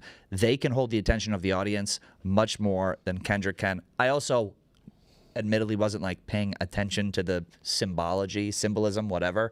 So, I mean, I'm not a fan. What did you think? I think he's a good rapper too. Of course, he's a great rapper. He makes great albums. I think that the song selection, I would have picked more mainstream stuff. People will argue that he did that on purpose. I mean, it's for mass consumption. And if we act like it's not for mass consumption, it's like, bro, you can't be doing the Super Bowl halftime show and be like, well, I'm not a pop musician. It's like, this is pop. This is the exact same landing spot that Bruno Mars, Rihanna, Beyonce, all these names you're talking about have landed. So I also was in the stadium, so I couldn't exactly see how it popped up on screen. But I don't hate the take from you, and I think it is weird that everybody's like labeled racist if they didn't like it. Yeah, that's exactly what happened. It's not. You think who could he have brought out? Like, who is going to do a collab with him? I don't know. But the prediction that Joey and I had Out and About next year is going to be Miley Cyrus, and she's going to blow it off. I would. Oh, she's not. No, she's going to blow the roof off. Blow it away. Yeah, that would be awesome. And the final hot take we had. Sorry, but I cannot stand The Weeknd. I do. You know what ruined him for me? That fucking HBO show. Oh, what was it called? I don't know. I didn't like him. Freak. I didn't like him when he had the makeup on. I know who you're talking about. I know that show. The thumbnail is them driving in a convertible or whatever. Yeah. The first time I ever didn't like The Weeknd, it was 2016. I was working in New York City for a director called Hamish Harris at the Victoria's Secret fashion show, helping produce it. He was the performer, and he was such an asshole to everyone on stage. All his songs sound the same. So yeah, personal. I don't like him. His music, not really. The Idol was the name of the show, and he kind of wrote himself into this as this character who's like this like sex freak in a cuck chair or like whatever, like just all into. I mean, whatever. If you're into that, 100% be a sex freak. Writing a character of being like, I'm the freakiest guy in Hollywood is so weird. Yeah. Like being, it's like what he thinks the main character should be, and I can't get on the same page with him after watching The Idol. Some spicy hot takes from you, some spicy hot takes from Joey, some incredible bulges. I'd love to have you back on. We were just talking about we're going to do some kind of like game night, not exactly werewolf, but something similar to that. Maybe we have you back on for that. Love it. Amazing. Pat, thank you so much, my friend. You're an you. absolute legend for coming on and coming out, you know what I mean? Showing off. Shout out to Pat, bro. Fire it up in the fucking chat for Pat. Let me slide over to this other mic. Fire it up in the chat for Pat. Great work by him bringing the bulges. Great work by Nadu bringing the racks. This is equal opportunity ogling. This is equal opportunity objectification, okay? Anybody can get it on this show. Anybody can get objectified. What, bro? We could objectify you guys. Fire the fucking guns off, bro. Fire the guns off. We have to keep it up until it's until it's exploding. Thank you, Pat. Are we going to use the whiteboard now? Maybe it's just here as a prop, mate. Maybe it's just here as a character. Ally for Pat and Pat only. What the fuck? They said I'm homophobic, except for Pat. Shout out to them. If you ever wonder what an out and about live show is like, it's mostly segments like that. Okay, yeah, which is great. Yeah, fire it off, bro. Fire it off for the bros. It's here for world building. You already know it's here for world building. We have videos to get to. We have some videos to get to, and then we got to get to shooting this shit. So I don't know if I'm not sure if Francis is gonna wind up making it in, but we want to get some vibe ass fucking videos. Let's start with this cauliflower ass pizza one, bro. Just for the vibes. Just for the vibes. We just need to get the vibes going in the right direction. You want the whiteboard to get some playing time? All right, let's vibe out to this. Come on. This is some crunchy ass. Hold up. And somehow become pizza. You, my dear, can do anything. Yeah.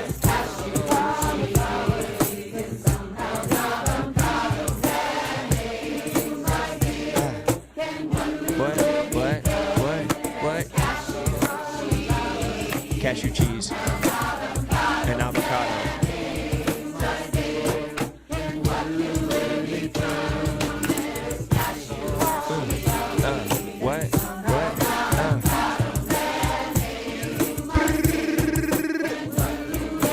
These should be the next halftime show for real.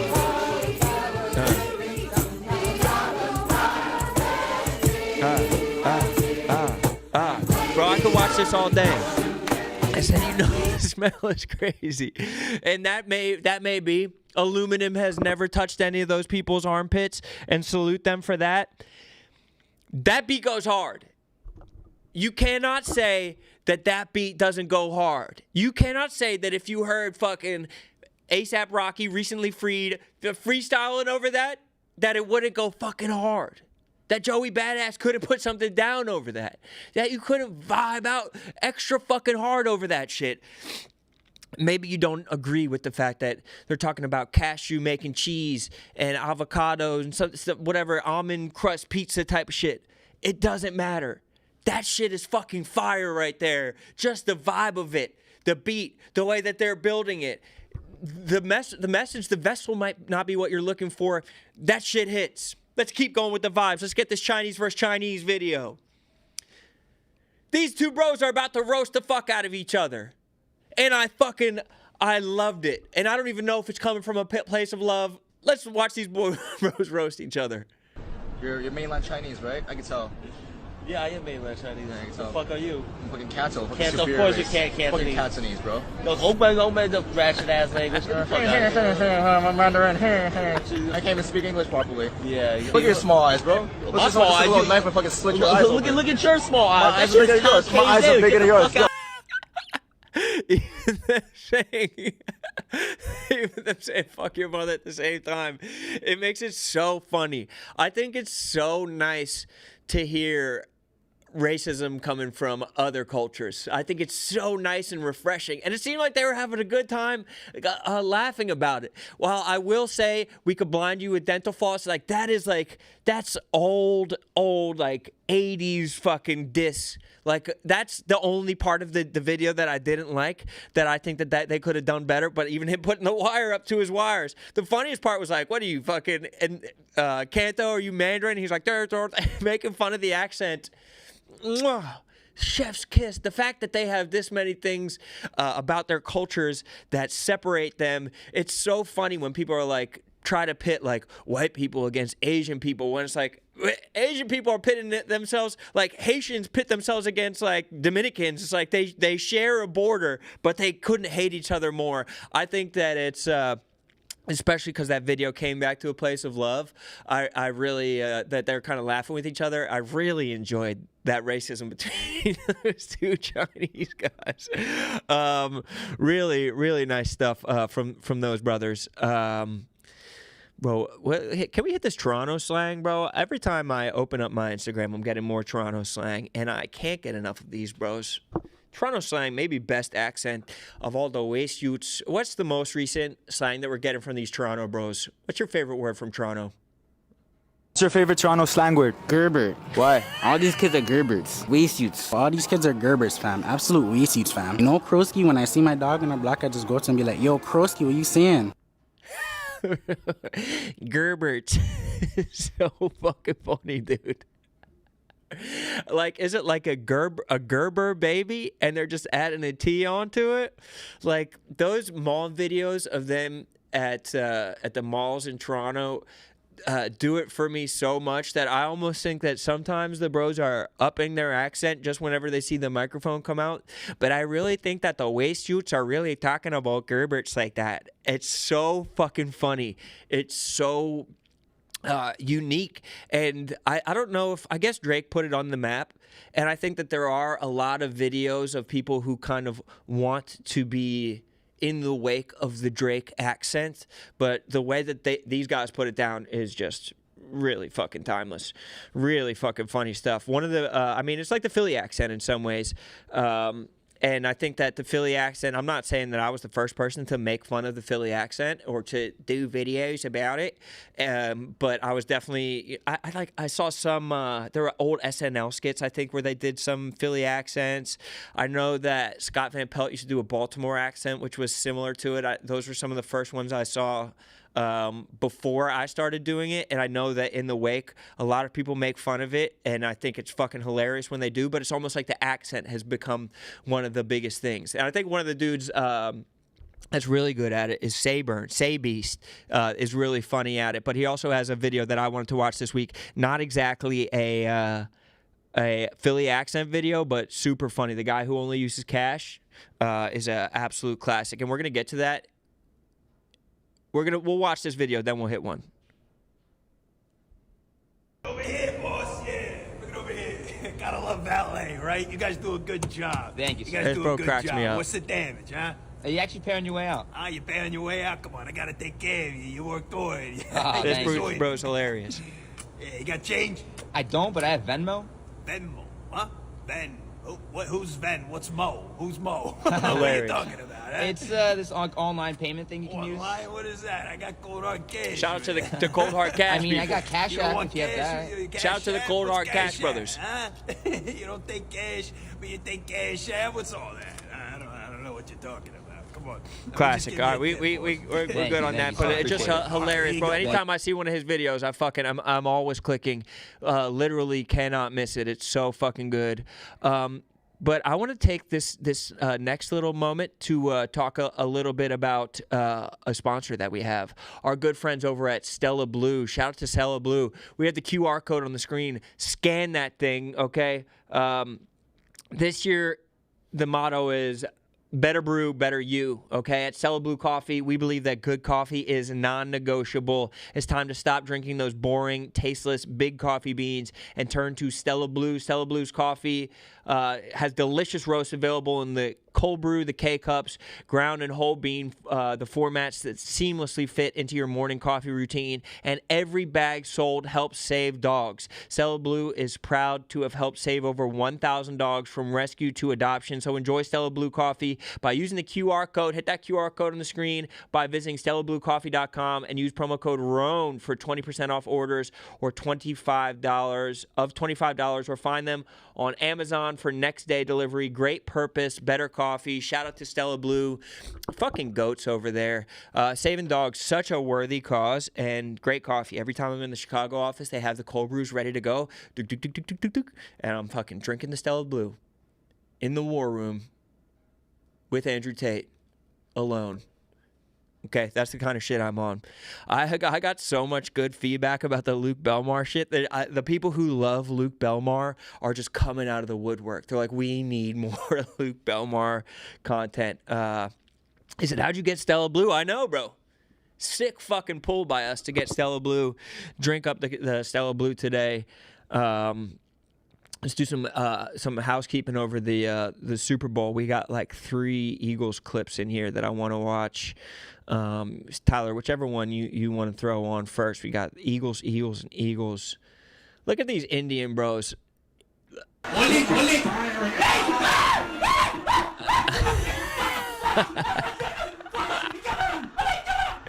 Yes. Oh my God. Fuck chicken biryani. These bros are eating chicken siriani, bro.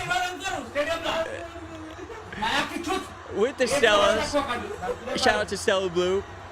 With the Sun Chips. I love fucking joy. And that's how I felt on that Cooper DeJean pick too. It shows how much football transcends cultures. These bros just sitting on the floor. I love a culture of sitting on the floor, eating. Maybe you just, you know what I mean, with the hands. So fucking fire. These guys just running it up. That's Birds fans. And I like them shoving it in the Chiefs fans' face. These Johnny-come-lately Chiefs fans. I only need basically the first 7 seconds of this one. Hit this next one. I don't like men, but I love Saquon Barkley because he's amazing, and he seems like a great person, too. To be my Valentine, Start it over. I just want to hear that first sentence again. I don't like men, but I love Saquon Barkley Same, because bro. he's amazing, and he seems like a great person, too. To be my That's all I Valentine, need. Same, bro. I don't like men, but I love Saquon Barkley. And I don't even need the great person. Like, put that behind every part of my life, dude. I don't like men, but I love Jalen Hurts. I don't like men, but I love A.J. Brown.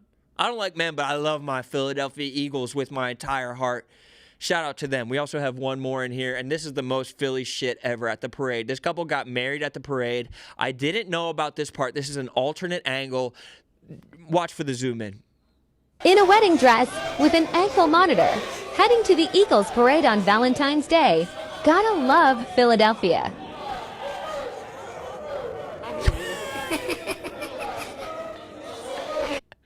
She's in the fucking ankle monitor and the wedding dress. Where's she in a fast food restaurant or in a train station? Regardless, so she's outside the Metro convenience. Salute to this woman. Salute to her husband. Salute to her knowing what love is. And it's all about the parade, having 1 million+ people attending your wedding. The fact that she has the ankle monitor. They said, we're not arresting anybody.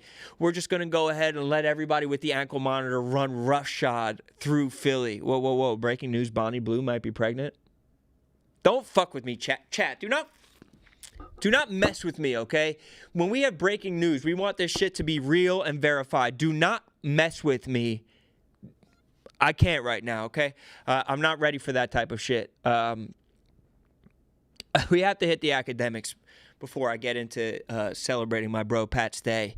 I I wanted to, so part of me wanted to do a deep dive on academics this week. I don't even have that much hatred in my life for academics. I think that he does a lot of interesting stuff on streams, but he is funny sometimes the way he talks about people. This is academics with Party Next Door, but just pay attention to like how when he's just like almost like biting his lip about Party Next Door, he's just like, fuck yeah, party! It's so fucking funny if you pay attention to the right things about academics. Yo, I'm here with P&D, man. Party Next Door, the GOAT. Listen, man, King R&B, big act in the building. King of R&B. What the fuck are you even talking King about? of You're not R&B, making no money, Brody? making nobody money. I'm not like the rest of these Gerbers. Oh, shit! Wait, run it back. I'm sorry, I talked over him. Listen to the scream. Listen, man, King R&B, big act in the building. King of R&B. What the fuck are you even talking about? You're not making no money, making nobody money. Oh, shit! I put your ex on, I put everybody on. You ain't did nothing. I don't even know. Yo. You can't make a bitch famous for nothing. If it's not a sex tape, you can't do shit, homie. Yo, I'm trying to get Party not to be too humble. Yo, he hanging around Big Act. That's his Big Act energy right there. But it's really Big Party. The biggest. Big P&D, man. Fuck. God. Look that. Take a picture when we're here, though. What are we going to do with interview? All right, never mind. We have... Big P&D, man. Fuck. Can we just get that part again, bro? Just the end. Big P&D, man. God. Look that. Take a picture when we're here, though. What are we going to do with interview? All right, never mind. Wait, before this, just a little bit before. Yeah, right there. That's good. You can't make a bitch famous for nothing. If it's not a sex tape, you can't do shit, homie. Yo, I'm trying to get Party not to be too humble. Yo, he hanging around Big Act. That's his Big Act energy right there. But it's really Big Party. The biggest. Big P&D, man. Fuck. God. Look that. Take a picture when we're here, though. What are we going to do with interview? All right, never mind. That's his Big Act energy right there. But it's really Big Party.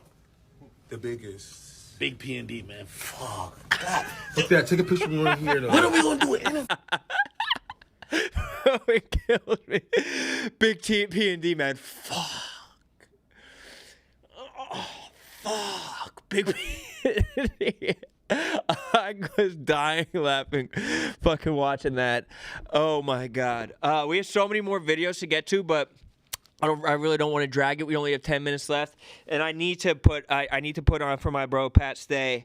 My bro Pat Stay passed away, obviously, a couple years ago, but yesterday would have been his 39th birthday. Okay, it would have been his 39th birthday. So I want to just play 2 clips of his to kind of celebrate. This first clip is of him at a press conference with all these other battle rappers. And I know people love the pause shit in New York, and he just cannot stop making pause-worthy comments. Let's run this shit and celebrate the life of my bro Pat Stay one Quality time. in the battle matters more than the pose anyway. You know what I mean? Pause if necessary. Right. The pose. You haven't been an underdog since like Gnome 9 against K-Shine. You're a heavy favorite all the time on the polls. Like, does that annoy you at this point? That every time you see a poll, it has you dominantly winning it? That's my question. Pause. That shit's... We just gonna call it stats. We gonna call it stats. I said We're numbers, not gonna say though. poll no more. I said Anything numbers, attached to poll is gonna be Dominating pause. I said numbers. Everything poll related is pause. Yeah, can't do Crazy. it. Numbers, what? That's crazy. Before I battled Tay Rock, it was funny. We were doing. He was doing an interview. I think it was with you. Yeah. And Tay Rock said, he's like, we're talking about betting each other. He goes, I'll bet him. He goes, I want his whole back end. Might gotta pause that one. You might gotta pause that one. You definitely might have to. Yeah, that's the one you pause. We ain't gonna pause everything with that one. Then you pause that one. I was happy to be out there. I was slipping, you know? I don't know, like certain opponents just bring something out of me. Pause. All right, another question right here. I don't know what's going on with these questions right here. Do Twerk and Rock want to beat one another? I guess because y'all foolish shit. It's because y'all just stay here. That's what it says. That's kind of crazy. For me, I mean, he's winning at what, 54 or whatever. So he's punishing me with the pole. So I did it on purpose. Nah, but me, honestly, how I feel. I'm not really that worried about anyone. I'm just worried. I just need to make sure I come Correct. Shout out to Jay Knight. Yo, Pappy's doing this shit on purpose. He's doing this on purpose now. I try to make the dude Nah, on the left but lap. you know, when I bust, it's just. Yeah, no. Nah, man, I'm just gonna go in hard, man. Period. All right, okay. All right, let's get this. Oh my God, bro. He ain't gonna stop. We got the question. Okay, yo, this is really big. All right, we could cut this one, but it's just so funny how he made this like this room full of like these like pretty fucking homophobic dudes, all like die laughing about like the funniest like gay comments of all time. Punishing me with the pole is so fucking funny, and just like dudes like New Jersey Twerk, who all. Like, Loki has a voice just like Drewski. It makes it even funnier. They're just hitting the pause so much. And so the last clip I'm going to leave you with is a Pat Stay. This is a Pat Stay round against Averb. I think this can be looked at as one of maybe the funniest battle rap rounds of all time. Like, one of the funniest, one of the... and excuse the language in here. There's like a little bit of harsh language. You already know what it is, though. It's like late into the show. So if you stuck around, you know, thumbs up in the chat. Please please subscribe. This will be the last thing we watch today for the vibes. Happy 39th to Pat's Day. We got lots more content to create today. But let's just watch this whole round. About 3 minutes of fucking just You this told dude being Bonnie genius. where you're from, when girls talk shit, you wire their jaws. Breaking girls' jaws. This guy is a boss. I was just in Europe, right? And he swung at me when I said I was abroad.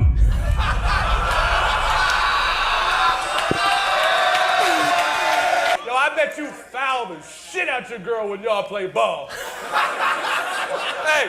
Hey, she goes up for the cute little layup. Get the fuck out my house! Barely even rhyming, just like commanding the room. Hey! Go! The girls keep on laughing at him, you gonna get punched in the mouth. Keep it up. They'll take you outside and beat you up. Because ever since that dude chased him in that parking lot, he's been having an awful hard time finding parking spots. The noise they make Because he always won't kills go me near too. one again. He'll park his shit down the farthest block. He go on the farthest blocks. Boy, calf muscles, hard as rocks. He said since he had a cast on where he's from, him chasing you was a sign of respect. I don't know, Chaz. I don't think you need that kind of respect. Now that I think of it, all of your war stories about you getting punked. Shit. You must be the most respected dude where you're from.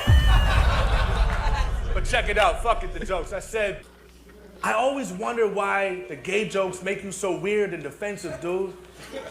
Till I heard that song you made about the time your babysitter molested you. And I'm not even trying to be funny, that's some real shit. He said, to every girl who blew you before the age of 30, I didn't feel shit. That's cold, dog.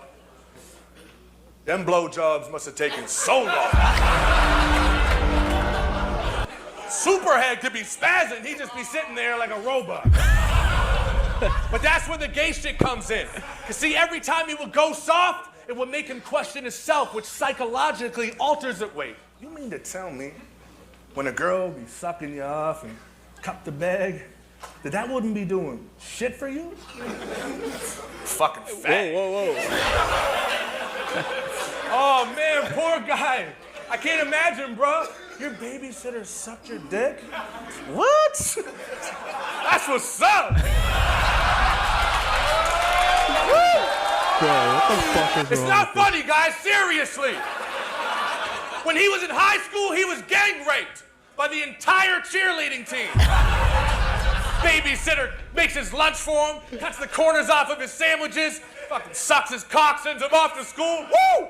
And this is the thing she gets. You acting like a little bitch right now. All right, let me switch it up. I said, I see Averb cut his throat like a clean like a cheap razor. I keep a sharp instrument on me like Green Ranger. Me and my homies jumped him. We phoned the police later. He hit me with a gang assault like an overly sweet neighbor. Stay songs, your bitch got my dick on her screensaver. Stay songs, your bitch got my dick as her screensaver. She be giving me brains looking like she bumping a mean banger. She blew him right after me, and he busted a week later. You ain't fucking with me, A-Verb! Fucking amazing, bro. So funny, dude. So funny. Yeah, that noise just fucking crushes it every single time. Yeah, dude. Just love Pat Stay, man. So much love to him. So much love to his family. And one of the best things about having a platform is being able to keep his memory alive. So salute to Pat. Salute to you guys in the fucking chat. Just run it up one last fucking time. The guns, the fingers like this. We're about to go have some steak. It's an incredible Wednesday. A great Wednesday. We had racks. We had bulges. Now we're about to have steak. Nothing ass about today. Run it the fuck up. Get the guns off. Link the fuck in. Rone.com. Thank you guys so much for being here. Thank you so much for making it to the end. Dubs for you guys the entire way through. And we're going to keep this shit going no matter what. Shout out to the whiteboard. Shout out to you guys. See you all next week. Peace.